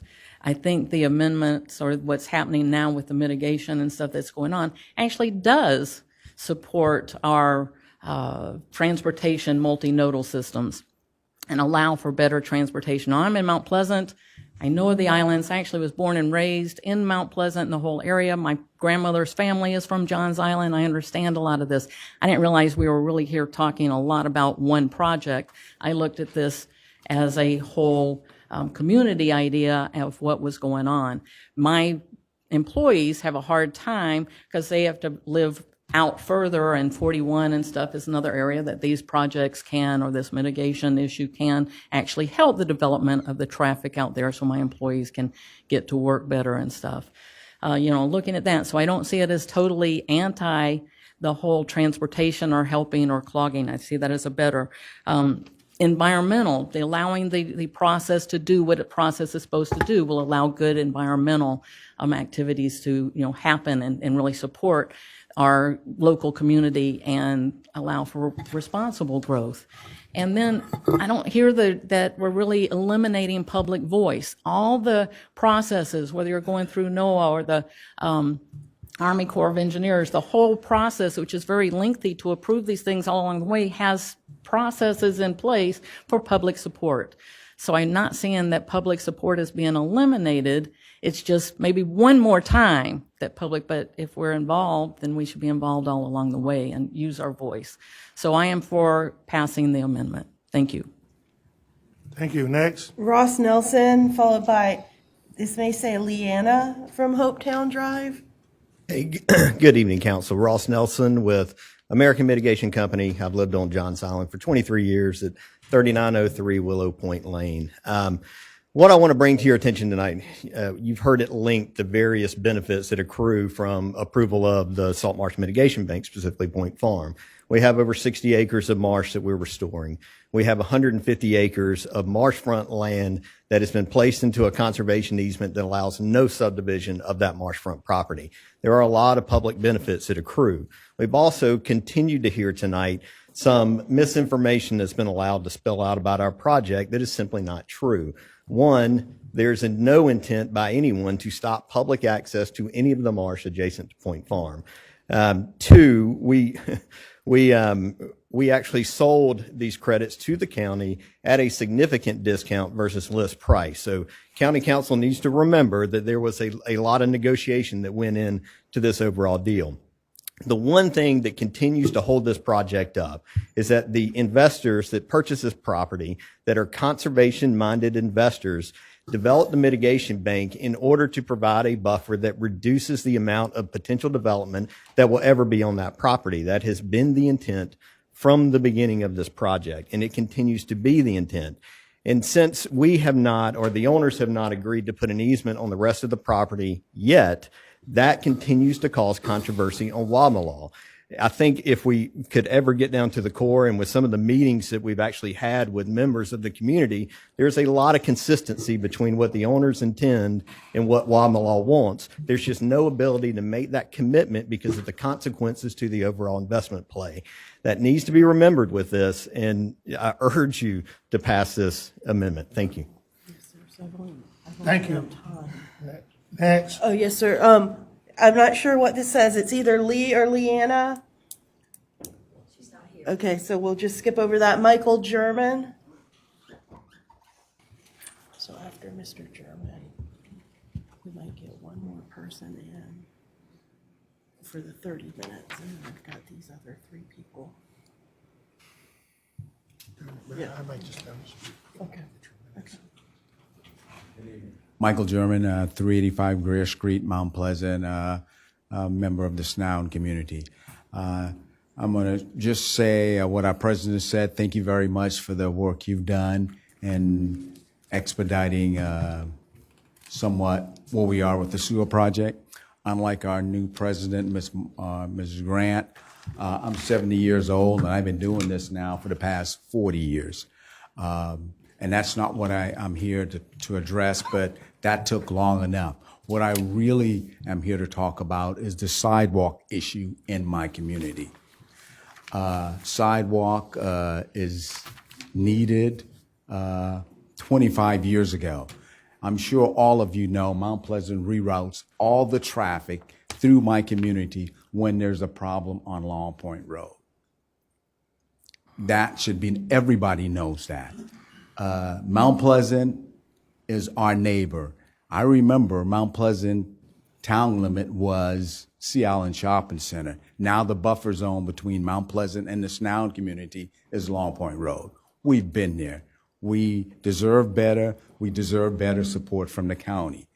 Mount Pleasant That's the town. Snowden is still in the county. Still in the county. We're here in the county. 7 square miles, and more importantly, we're the only African American community east of the Cooper that's still intact, pretty much. So on this project with the sidewalk, please don't let it take another 30 years. I won't be here. We need this done now. Thank you very much. Thank you, sir. Michael German, no, that was Mr. German. Margaret Hallett, followed by Kathy Jordan, Beth Settle.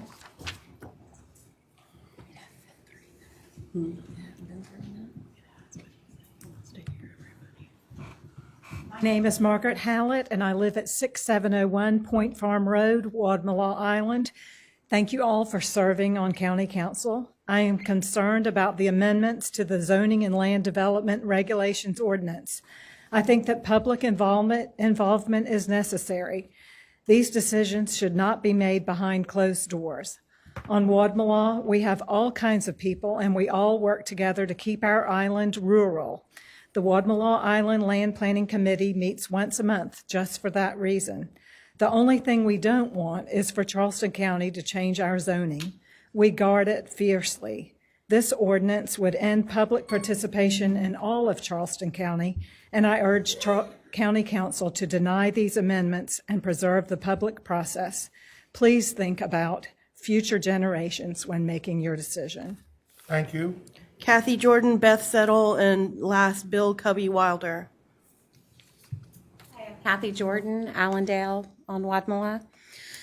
Changing the ZLDR to suit one project is just plain wrong. This action sets a terrible example for other greedy-minded businesses to follow.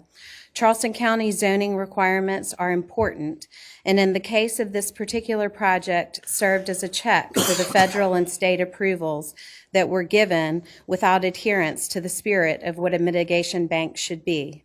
Nothing good is being done for the environment in terms of restoration, creation, or enhancement. This ZLDR amendment would remove posting of the property, public notices in the newspaper, open public meetings before the BZA, and the opportunity for sworn testimony to be heard and evidence to be presented and reviewed by the BZA. We are concerned that the public due process is being stripped away. Please do not limit public input further. Yes, in-house decisions can be appealed, but people shouldn't have to go to the expense of filing appeals and possibly hiring attorneys to make this happen. Please vote to deny this amendment. There are mitigation credits available elsewhere, I am sure. Thank you. Thank you. Next. Beth Settle and Cubby Wilder. All right, Mr. Wilder, if you will come up, you're the last speaker. Hi, I'm Beth Settle. I live at 2 Green Hill Street in Charleston, 29401. My family owns some property across the creek from Long Point Farms. My father, along with many others, was instrumental in developing the original Wadmalaw land use plan. So now I'm the second generation coming back trying to preserve Wadmalaw, and I hope my children will continue the same. I am concerned about, I've read the contract with the developer. I have some concerns about whether that was a good contract for the county. I'm also concerned about whether the proposed ordinance amendment complies with the enabling statutes which require a board of adjustment. But what I really want to talk about is we're in the middle of a legal process where an appeal has been filed, and it's unfair. It's unseemly at best to adopt a single interest amendment for a single developer when we're in the middle of a legal process. Also, when is it ever a good time to have less public input? When? I mean, I look at the agenda. If I were following, which I do, county council's agendas, I couldn't even tell that what we're talking about is, it just says mitigation bank. I can't even tell that we're talking about cutting back the Board of Adjustment process and how that's going to restrict public assets. So when is it ever a good idea to make something less public? For the people who are complaining about traffic, there are other mitigation banks where credits could be bought that doesn't have anything to do with this issue. Finally, this isn't just a Wadmalaw issue. This affects all of the unincorporated areas of the county. So anybody else could be totally taken by surprise Thank you, by ma'am. some staff member making a decision. All right, Mr. Wilder, you're the last speaker.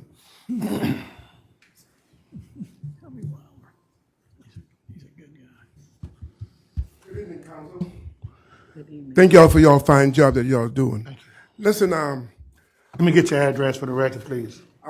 Bill Cubby Wilder. My address is 1894 Saul LeCree Road. Thank you, sir. James Island. I came before you tonight because we got a little dilemma. Historical Mosquito Beach had a fire on April 18th, and kind of found out we did not have any fire extinguisher in this historical place. Matter of fact, the nearest fire hydrant was about over a quarter of a mile away. So they had to run the fire hose across Solid Green Road to get down to Mosquito Beach. There's no fire extinguisher. I did a survey on Solid Green to find out what was happening. Solid Green is fastly being developed because if the air is properly conditioned, people are losing their property over there. And come to find out there is no fire extinguisher. Fire hydrant was in the proximity of these houses over there in the community. So I'm begging y'all to assist us or look somewhere if y'all can find some funds to try to get some fire hydrant or reassess what is going on in that community. It's an old community, been there a long time, and it's very historical. I thank y'all so much. Thank you so much. Mr. Watson, I see you writing. So I'd like you to look into that for us and report back to us. Yes. All right, thank you. Mr. Johnson. I was just going to ask you if we can do the reassessment, but you're already addressing that. I did talk with Mr. Wilder earlier and some other residents on Solid Green, and they're very concerned that those fire hydrants are not in place to help protect some of the properties there. They have some, but not enough and not close enough to the properties to get sufficient water when there is a fire. And we'd have to work with CPW, whoever provides the water. That's why I'm asking, and they can get back with you on the public, safety committee. But that would have to be on the water companies because we don't provide water. So we can ask them to look into it and then report back to the community. Okay? Okay, thank All you, right. sir. That concludes our public comments. We're going to now move into our county council meeting. Mr. Darby, I'm going to ask you for prayer tonight, and Ms. Salisbury lead us in the pledge.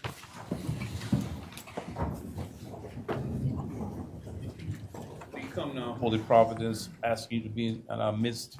We ask that you guide our minds, our hearts. Amen. Amen. I pledge allegiance to the flag of the United States of America and to the republic for which it stands, one nation under God, indivisible, with liberty and justice for all. You all may be seated. We're going to move to the Freedom of Information Act, Ms. Salisbury. In compliance with the Freedom of Information Act, notice of meeting was posted and agendas were distributed to news media and persons requesting notification. Okay, recognitions and resolutions. Second. Seconded by Ms. Honeycutt. Any discussion? All in favor signify by saying aye. Aye. All opposed? Ayes have it. Is there anybody here to receive this? I don't believe there is. Okay, well, you can just hand that to them Yes, sir. I at will another pass that time. back to them. All right, item number 3 is our second reading, ZLDR ordinance. The first is building height definition. Ms. Salisbury, 3A. An ordinance amending the Charleston County Zoning and Land Development Regulations Ordinance Number 1202 as amended to amend the building height definition at the following document location. Chapter 12, definitions with the right to amend up to third reading. Mr. Darby? Aye. Ms. Honeycutt? Aye. Ms. Johnson? Aye. Mr. Middleton? Aye. Mr. Moody? Mr. Sass? Aye. Mr. Schwiers? Aye. Mr. Werman? Aye. Mr. Pryor? Aye. Ordinance passes second reading with 9 ayes. 3B. An ordinance amending and this is regarding incentivized parking under buildings. An ordinance amending the Charleston County Zoning and Land Development Regulations Ordinance Number 1202 as amended to incentivize parking under buildings at the following document locations: Chapter 4, Base Zoning Districts, Chapter 9, Development Standards, and Chapter 12, Definitions, with the right to amend up to third reading. Mr. Darby? Aye. Mrs. Honeycutt? Aye. Ms. Johnson? Aye. Mr. Middleton? Aye. Mr. Moody? Aye. Mr. Sass? Aye. Mr. Schwiers? Aye. Mr. Warman?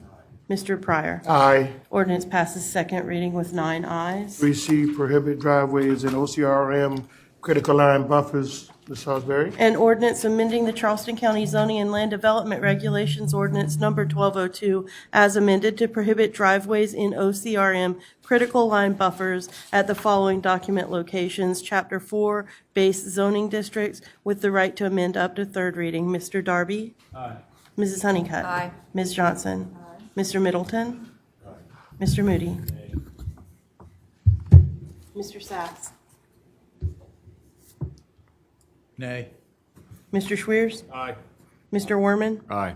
Mr. Pryor? I'm going to vote aye on tonight, but I'm going to ask that if it could be some kind of compromise to the language on third reading to say either or put some kind of incentive instead of just having it one. If somebody wants to do impervious surface, they're welcome to it with an incentive. If they just want to do the additional concrete. So I'm going to ask council to consider that on third reading to give folks an option. So the ordinance passes second reading with 7 ayes and 2 nays. All right, item 4A, freshwater wetland delineation requirements. An ordinance amending the Charleston County Zoning and Land Development Regulations Ordinance Number 1202 as amended to amend the freshwater wetland delineation requirements at the following document locations: Chapter 5, Overlay and Special Purpose Zoning Districts, Chapter 8, Subdivision Regulations, Chapter 12, Definitions, with the right to amend up to third reading. Mr. Darby? Aye. Mrs. Honeycutt? Aye. Ms. Johnson? Aye. Mr. Middleton? Aye. Mr. Moody? Aye. Mr. Sass? Aye. Mr. Schwiers? Aye. Mr. Warman? Aye. Mr. Pryor? Aye. Ordinance passes second reading with 9 ayes. All right, 4B, required tree protection requirements. An ordinance amending the Charleston County Zoning and Land Development Regulations Ordinance Number 1202 as amended to amend the tree barricade radius distance requirement at the following document location: Chapter 9, Development Standards, with the right to amend up to third reading. Mr. Darby? Aye. Mrs. Honeycutt? Aye. Ms. Johnson? Aye. Mr. Middleton? Mr. Moody? Aye. Mr. Sass? Aye. Mr. Schwiers? Aye.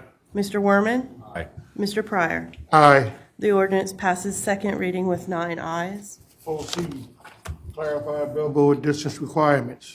An ordinance amending the Charleston County Zoning and Land Development Regulations Ordinance Number 1202 as amended to clarify the billboard distance requirements at the following document location: Chapter 9, Development Standards, with the right to amend up to third reading. Mr. Darby?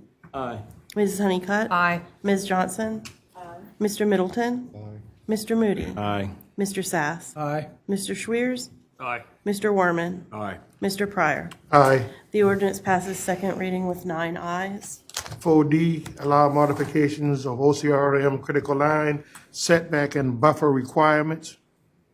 An ordinance amending the Charleston County Zoning and Land Development Regulations Ordinance Number 1202 as amended to allow modification of the OCRM critical line setback and buffer subject to conditions for mitigation banks at the following document location: Chapter 4, Base Zoning Districts, with the right to amend up to third reading. Mr. Darby? Mr. Chairman, permission to speak, sir? Yes, sir. Because I am conflicted.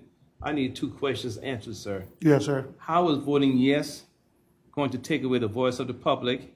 And how is voting no going to cost the county $14 million? I'm conflicted, sir, because I don't know what in the world. Otherwise, I'm going to have to abstain, sir. So I need some explanation, sir. All right, well, I'll let staff, maybe the lawyer explain if you want me to. I don't want to put you on the spot, but he asks a question, maybe you can answer. And if you don't feel comfortable answering the question, he can refer to the planning department.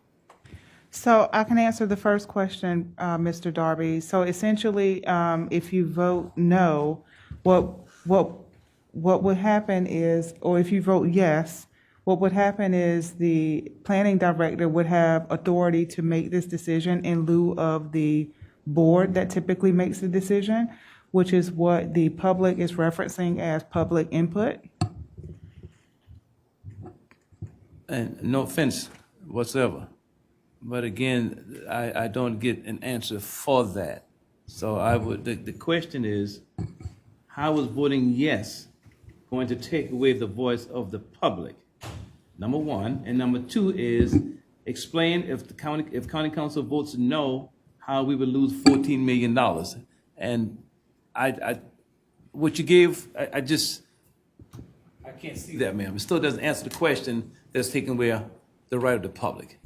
Right. So, Mr. Darby, in my official capacity, I must say that if you would like to discuss this further, since it is impending litigation, I would suggest that there be a motion made for an executive session. Well, I'm not gonna hold the public. I'm going to abstain on this, and I'll wait until third reading. Mrs. Honeycutt? Aye. Ms. Johnson? Aye. Mr. Middleton? Nay. Mr. Moody? Aye. Mr. Sass? Aye. Mr. Schwiers? Nay. Mr. Werman? Nay.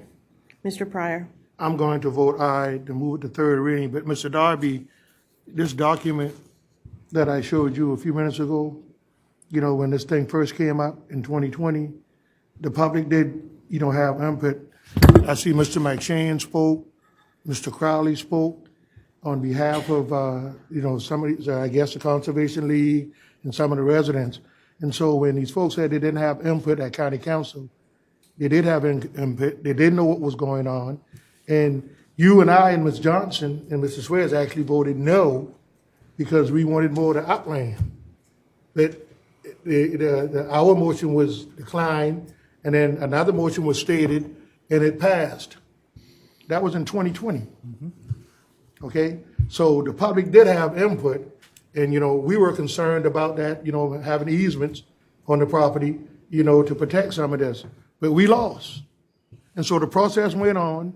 You know, the Corps of Engineers as well as DHEC, you know, passed and put the permits out, and the owner was expired some money up front. And so if we move in another direction, those monies are lost, they're gone. So for them to say, for some people to say they didn't have input, here it is right here. Mr. Swears asked direct question, and Ms. Johnson asked direct question. I'm right thinking here. you're talking about future voices, Mr. Chair. Well, I don't think the future voices, because it comes before county council, it'll be an open process with public hearings. So, Thank you, Mr. Chair. Mr. Chair, if I can, I don't know if it's appropriate to even say anything at this point. Is it? What are you asking? If he can speak. He's Yes, on. Yes, I'm not sir. gonna tell you can't speak. I thought you wanted to say something else. Oh, no. I'm just listening to the argument that you're making based on 2017, that you all were fighting vigorously against this particular measure. In 2020. In 2020, it advanced. It went through regular order through the BZA. The BZA did not approve it, right, through its, no?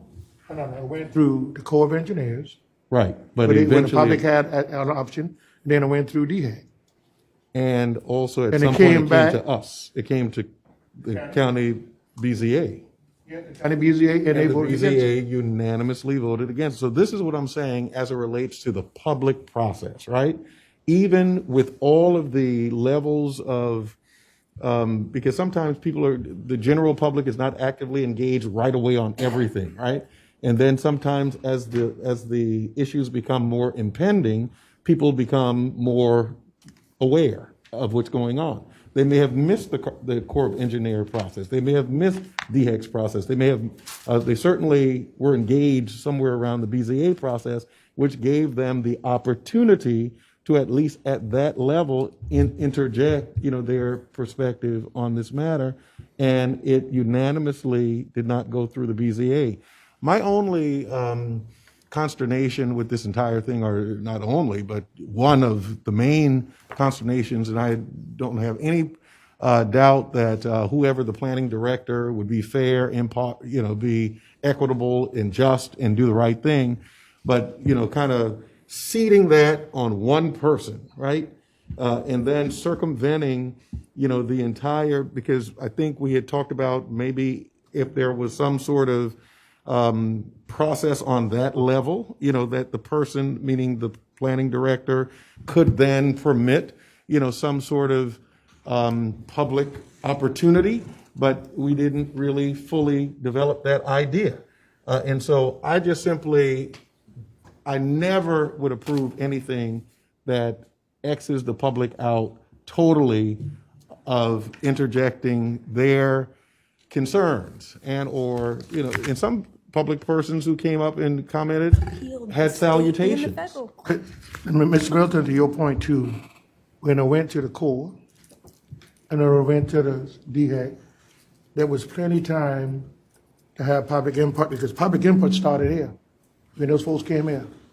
And then it went on up the line. So when the feds and the state passed it, they come back and says, oh no, we're not gonna take what they say, we just, gonna this process, file a lawsuit. I don't think it's fair to the public, and I don't think it's fair to the process. So when I listened to some of the individuals who came before us, they said that signs were inconspicuously placed that did not truly give them. Mr. Middleton, everybody has an opinion, whether it's right or wrong. But when they say that wasn't a part of the process, here it is right here. People spoke, and I'm sure if we go to the Corps and we go to DHEC, we'll probably find where some of these people spoke as well too. But I'm going by that. I voted against it, but it passed, so it moved on.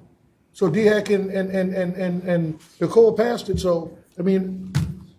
Borrow Mr. Moody's language in this case, and I want him to pay attention. He says sometimes these public processes are shams. In some cases, people kind of stage a public process. Not saying that the DHEC or the Army Corps of Engineers did that, but when I hear the public say that they were not adequately notified, when I heard that even in our own process, it was sent out to an interest list, and some of these people are not on the interest list. I heard with intent one resident saying that she does not necessarily live on Wadmalaw anymore, but she was going through mail, and just through going through mail, her sister's mail or somebody's mail, somebody said that, she was able to discover, something, that interest letter that was sent. Otherwise, she would not have known because it would not have come directly to her.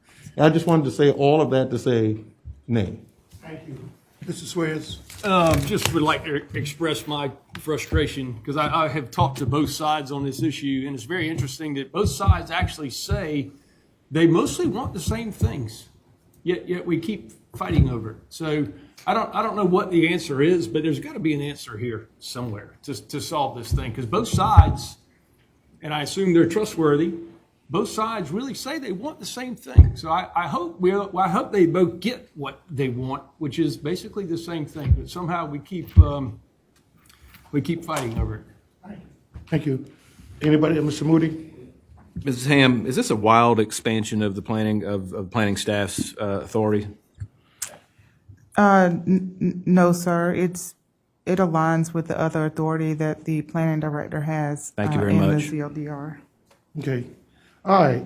So now we move to 4E, which is allow removal of trees subject to conditions mitigation bank, second reading. An ordinance amending the Charleston County Zoning and Land Development Regulations Ordinance Number 1202 as amended to allow removal of trees subject to conditions in association with mitigation banks at the following document locations. Chapter 9, Development Standards, with the right to amend up to third reading. Mr. Darby? Abstain. Mrs. Honeycutt? Aye. Ms. Johnson? Aye. Mr. Middleton? Nay. Mr. Moody? Aye. Mr. Sass? Aye. Mr. Schwiers? Nay. Mr. Werman? Nay. Mr. Pryor? Aye. Ordinance passes second reading with 5 ayes, 3 nays, and 1 abstention. Okay, 4F, incorporate a definition for mitigation bank. An ordinance amending the Charleston County Zoning and Land Development Regulations Ordinance Number 1202 as amended to incorporate a definition for mitigation bank at the following document locations. Chapter 12 definitions with the right to amend up to third reading. Mr. Darby? Abstain. Mrs. Honeycutt? Aye. Ms. Johnson? Aye. Mr. Middleton? Aye. Mr. Moody? Aye. Mr. Sass? Aye. Mr. Schwiers? Aye. Mr. Werman? Mr. Pryor? Aye. Ordinance passes second reading with 8 ayes and 1 abstention. Okay, 5A Climate Action Committee. Mr. Chair, I would like to make an amendment to this motion to include both resilience and sustainability, the same committee as an advisory board to county council on all matters related to the climate action plan, sustainability and resilience.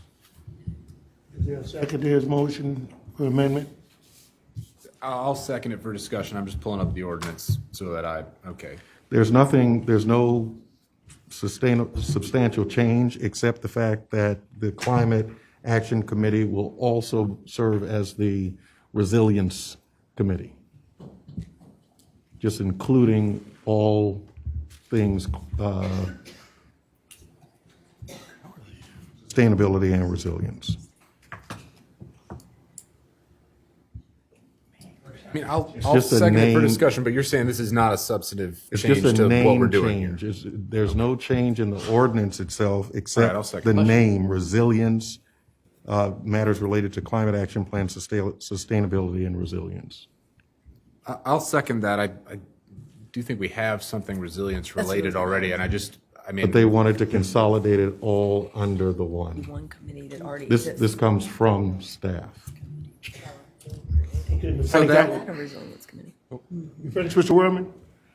discuss it. Let's get the discussion going. Yeah, I think my question was, didn't we have a resilience committee? There were a group of members that sat on a committee that made changes to our resilience ordinance, or ZLDR. Is it now the climate committee still the same as that resilience committee? I will defer to Mr. Smalls if we can have him. Okay. What we're doing is basically is combining the two advisory groups. And the council will select those members, but we'll be doing the advisory on both sustainability and resilience. They will all bring recommendations to the board to you to vote on. So we're going to appoint a new board? Yes. Okay. Yes, ma'am.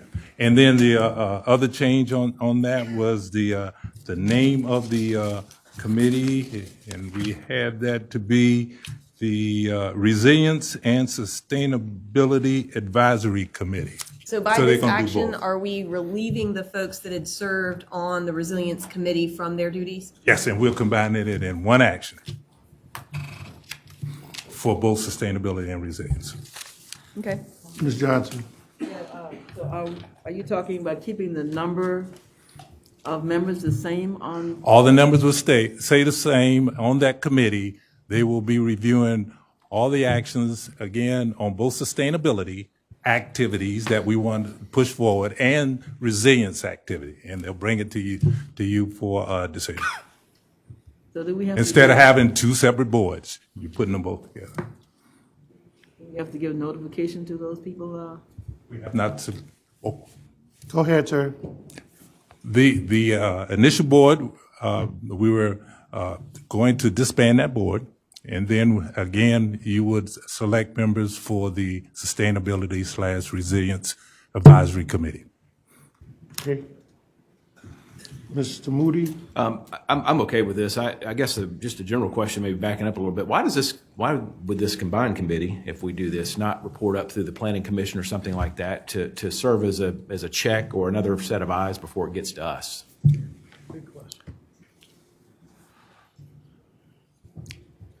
A good answer for that. Well, I appreciate the honesty. I think, like Chairman Pryor did earlier, I think we ought to maybe consider that for third reading. I'm happy to support moving this through, but I think we ought to consider that for third reading.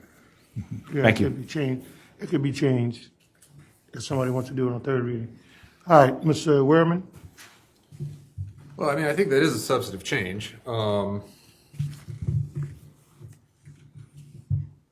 I'd want to wait on this to third reading, and this is sort of, I might withdraw my second on that one, actually. If you withdraw your I'll second. You second it. All right, second by Ms. Honeycutt. So all in favor of the amendment, signify by saying, let's raise your hand so Mr. Salisbury can see. If you. Up to third reading? What he is saying is, he wants to amend the name change now. Yep. At second reading. But if the majority at third reading comes back and says no, then his amendment, somebody can say, I want to take that amendment out. Thank you, sir. So everybody understand now? Yes. All in favor signify by saying aye. Aye. All opposed? Okay. We're keeping it on third reading. I'll say aye to that. 5B.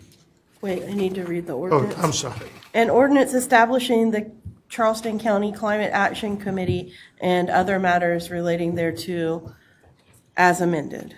Mr. Darby? Aye. Mrs. Honeycutt? Aye. Ms. Johnson? Mr. Middleton? Mr. Moody? Aye. Mr. Sass? Aye. Mr. Schwiers? Aye. Mr. Werman? Mr. Pryor? Aye. Ordinance passes second reading with 9 ayes. Item B, Dominion easement, Ted E. Pryor Social Service House. An ordinance approving and authorizing the grant of a utility easement to Dominion Energy South Carolina Incorporated on portions of county properties identified as tax map parcel numbers 46906000102, 46906000107, 46906000103, 46906000004, 46906000005, located at the intersection of Rivers and McMillan Avenues in North Charleston, South Carolina. Mr. Darby? Aye. Mrs. Honeycutt? Aye. Ms. Johnson? Aye. Mr. Middleton? Aye. Mr. Moody? Aye. Mr. Sass? Aye. Mr. Schwiers? Aye. Mr. Werman? Mr. Pryor? Aye. Ordinance passes second reading with 9 ayes. 5C, Dominion Energy Gas Easement, Ted E. Pryor Social Service House. An ordinance approving and authorizing the grant of a utility easement to Dominion Energy South Carolina Incorporated on portions of county properties identified as tax map parcel numbers 46906000102, 46906000107, 46906000103, 46906000101, 46906000002, 46906000004, 46906000003, located at the intersection of Rivers Avenue and McMillan Avenue, North Charleston, South Carolina. Mr. Darby? Aye. Mrs. Honeycutt? Aye. Ms. Johnson? Mr. Middleton? Aye. Mr. Moody? Aye. Mr. Sass? Aye. Mr. Schwiers? Aye. Mr. Werman? Aye. Mr. Pryor? Aye. Ordinance passes second reading with 9 ayes. Okay, you move into item 5D, St. Paul's District Bond, Fire District Bonds. An ordinance authorizing the St. Paul's Fire District, South Carolina to issue not exceeding $5,500,000 aggregate principal amount of general obligation bonds, providing for the publication of notice of the said finding and authorization, and providing for other matters related thereto. Mr. Darby? Aye. Mrs. Honeycutt? Aye. Ms. Johnson? Aye. Mr. Middleton? Aye. Mr. Moody? Aye. Mr. Sass? Aye. Mr. Schwiers? Aye. Mr. Werman? Aye. Mr. Pryor? Aye. Ordinance passes second reading with 9 ayes. Right. 5E, Administrative Revisions to Current Flood Ordinance. An ordinance replacing Chapter 9 of the Code of Ordinances, Charleston County, entitled Flood Damage Prevention and Protection and Other Matters Relating thereto. Mr. Darby? Aye. Mrs. Honeycutt? Aye. Ms. Johnson? Aye. Mr. Middleton? Aye. Mr. Moody? Aye. Mr. Sass? Aye. Mr. Schwiers? Aye. Mr. Werman? Mr. Pryor? Aye. Ordinance passes second reading with 9 ayes. Item 5F, Story Farms.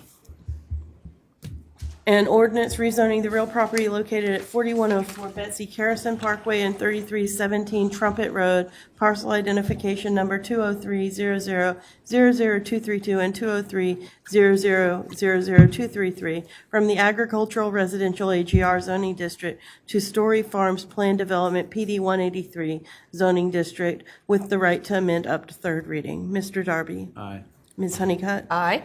Ms. Johnson? Aye. Mr. Middleton? Aye. Mr. Moody? Aye. Mr. Sass? Aye. Mr. Schwiers? Aye. Mr. Werman? Aye. Mr. Pryor? Aye. The ordinance passes second reading with 9 ayes. 5G, Proposed Amendments to Noise Ordinance. Mr. Chair?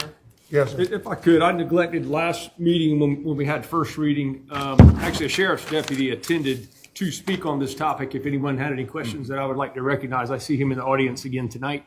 And I talked to him after our last meeting, and we had a good discussion about, one of the things with so many rural areas converting to urban, you get people that, they grew up shooting guns in the yard, and that's fine. That was fine. But now it's a little bit difficult. I asked him, I said, how do how do the deputies, handle that? I mean, that's technically it's legal in Charleston County, unincorporated. You can shoot guns, but if it's right next to a developed neighborhood, it makes it tough. It makes it tough.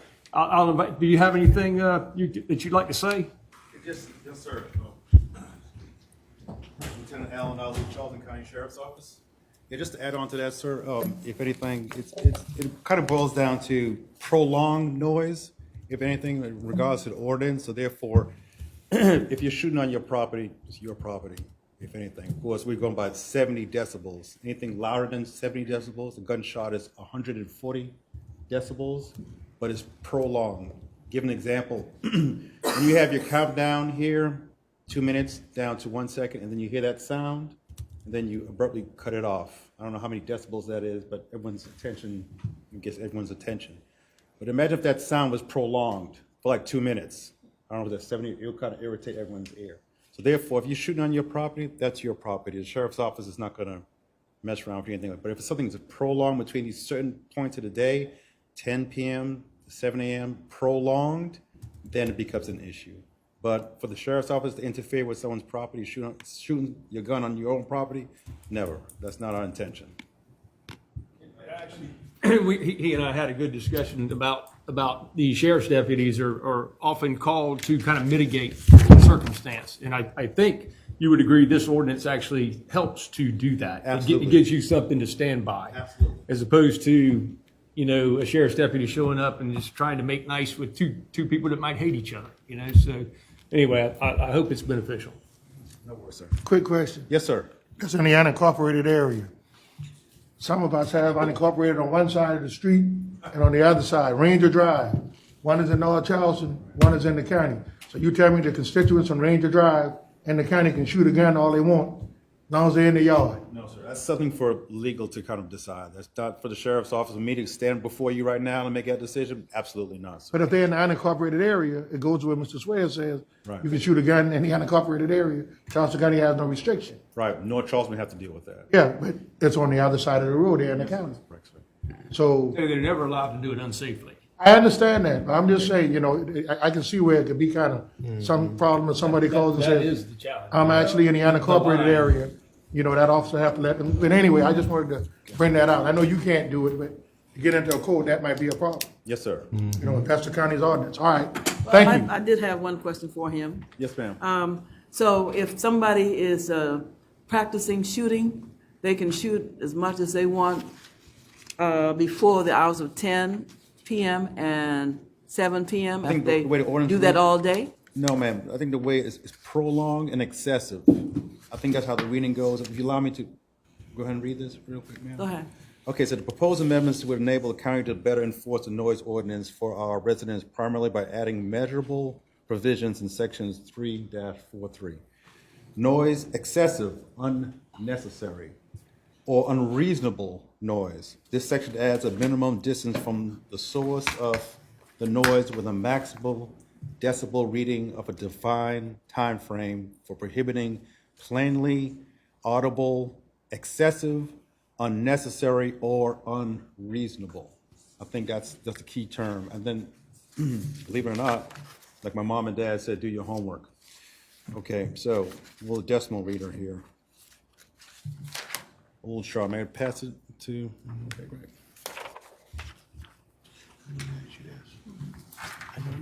I ordered one, by the way.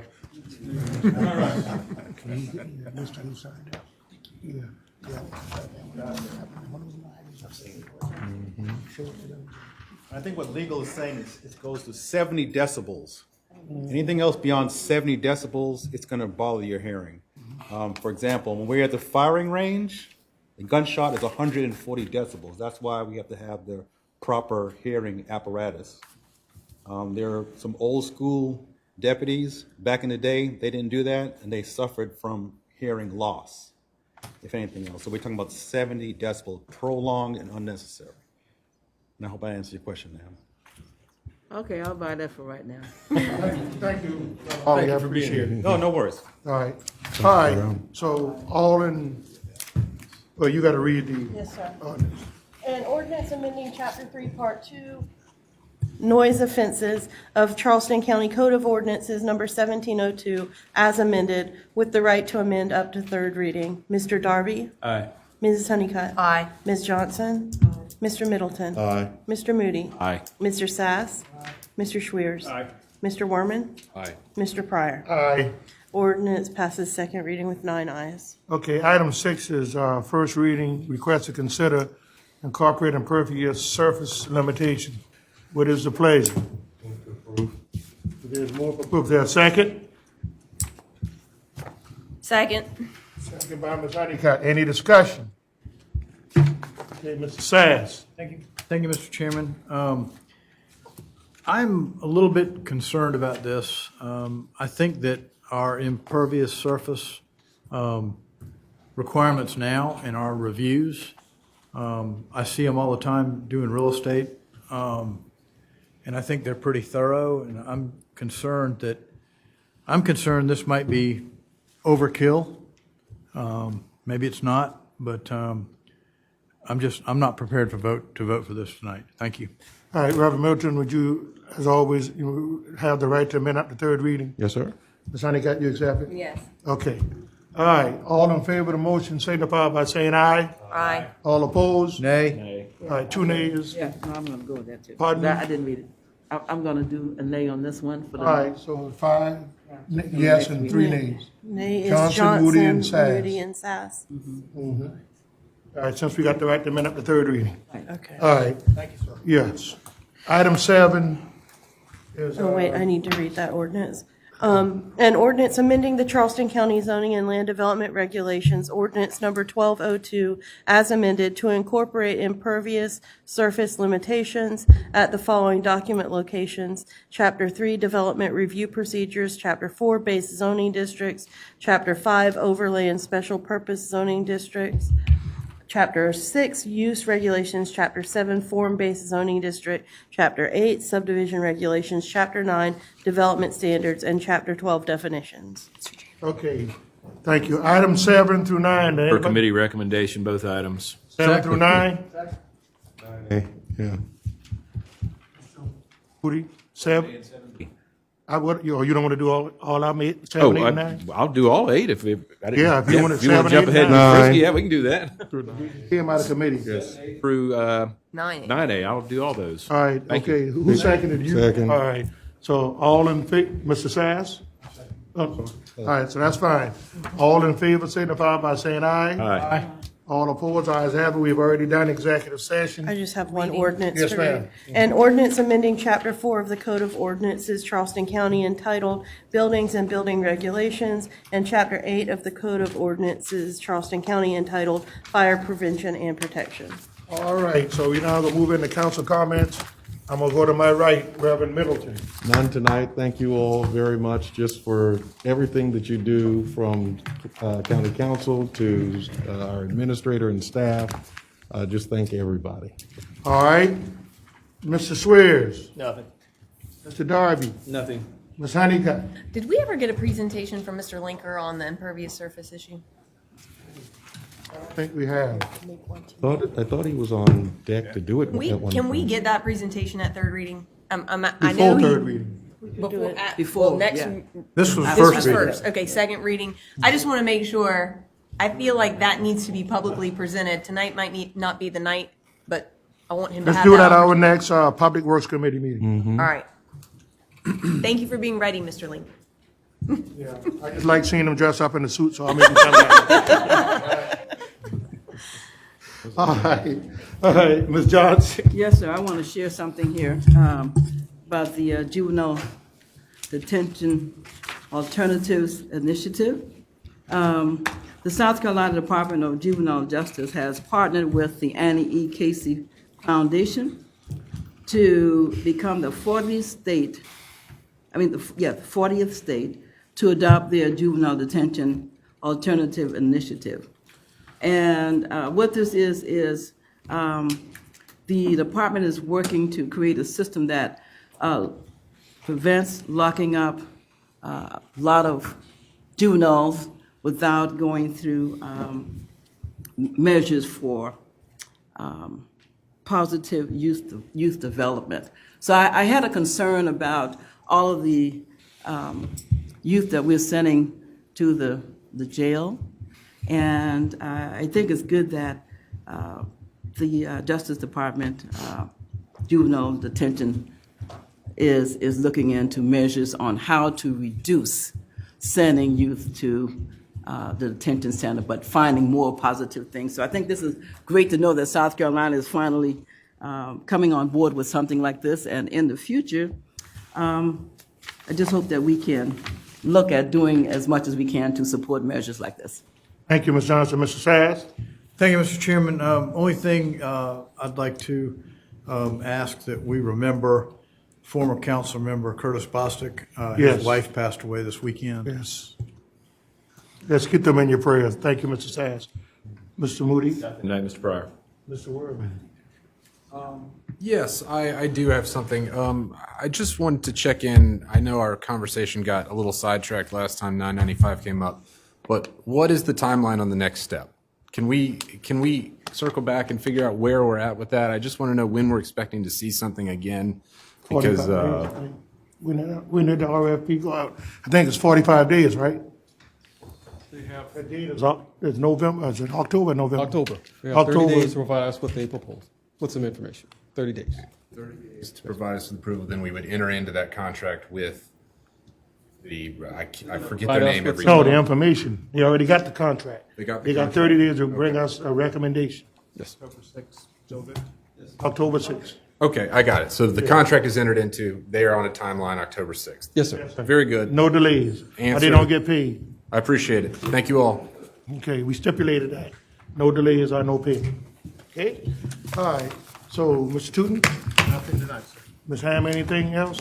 Just a couple of quick things. I've asked the clerk to contact the Corps as well as the state regulatory agency, DHEC, to see who all signed up for this mitigation bank to speak, so we can find out who's, doing right and who's not, because some people said they didn't know. So I want to find out who did, and I also instructed her that our November the 10th meeting, I think we had a public hearing too, so we can find out who all signed up to speak, and we'll have that information in your hands. So that way, we don't want any misinformation that people weren't contacted or people didn't know, because that's real important. And we don't want the public to think that we're trying to do a snow job on people if it wasn't. So if she will have that. And lastly, Reverend Milton, you had made a comment on last week about folks in your district saying that council members were calling them, telling them you were going to put in affordable housing, low-income housing. Housing project. So I would ask these council members, wherever you are, let's be mindful of that, because we don't want to spread misinformation and cause him to get a whole bunch of phone calls, because that's not what he was asking. He was just asking for us to purchase the property so we could have some property for maybe, workforce housing or affordable housing. So we don't want to do that, put out misinformation. It's like we don't want people putting out misinformation on us. Meeting adjourned.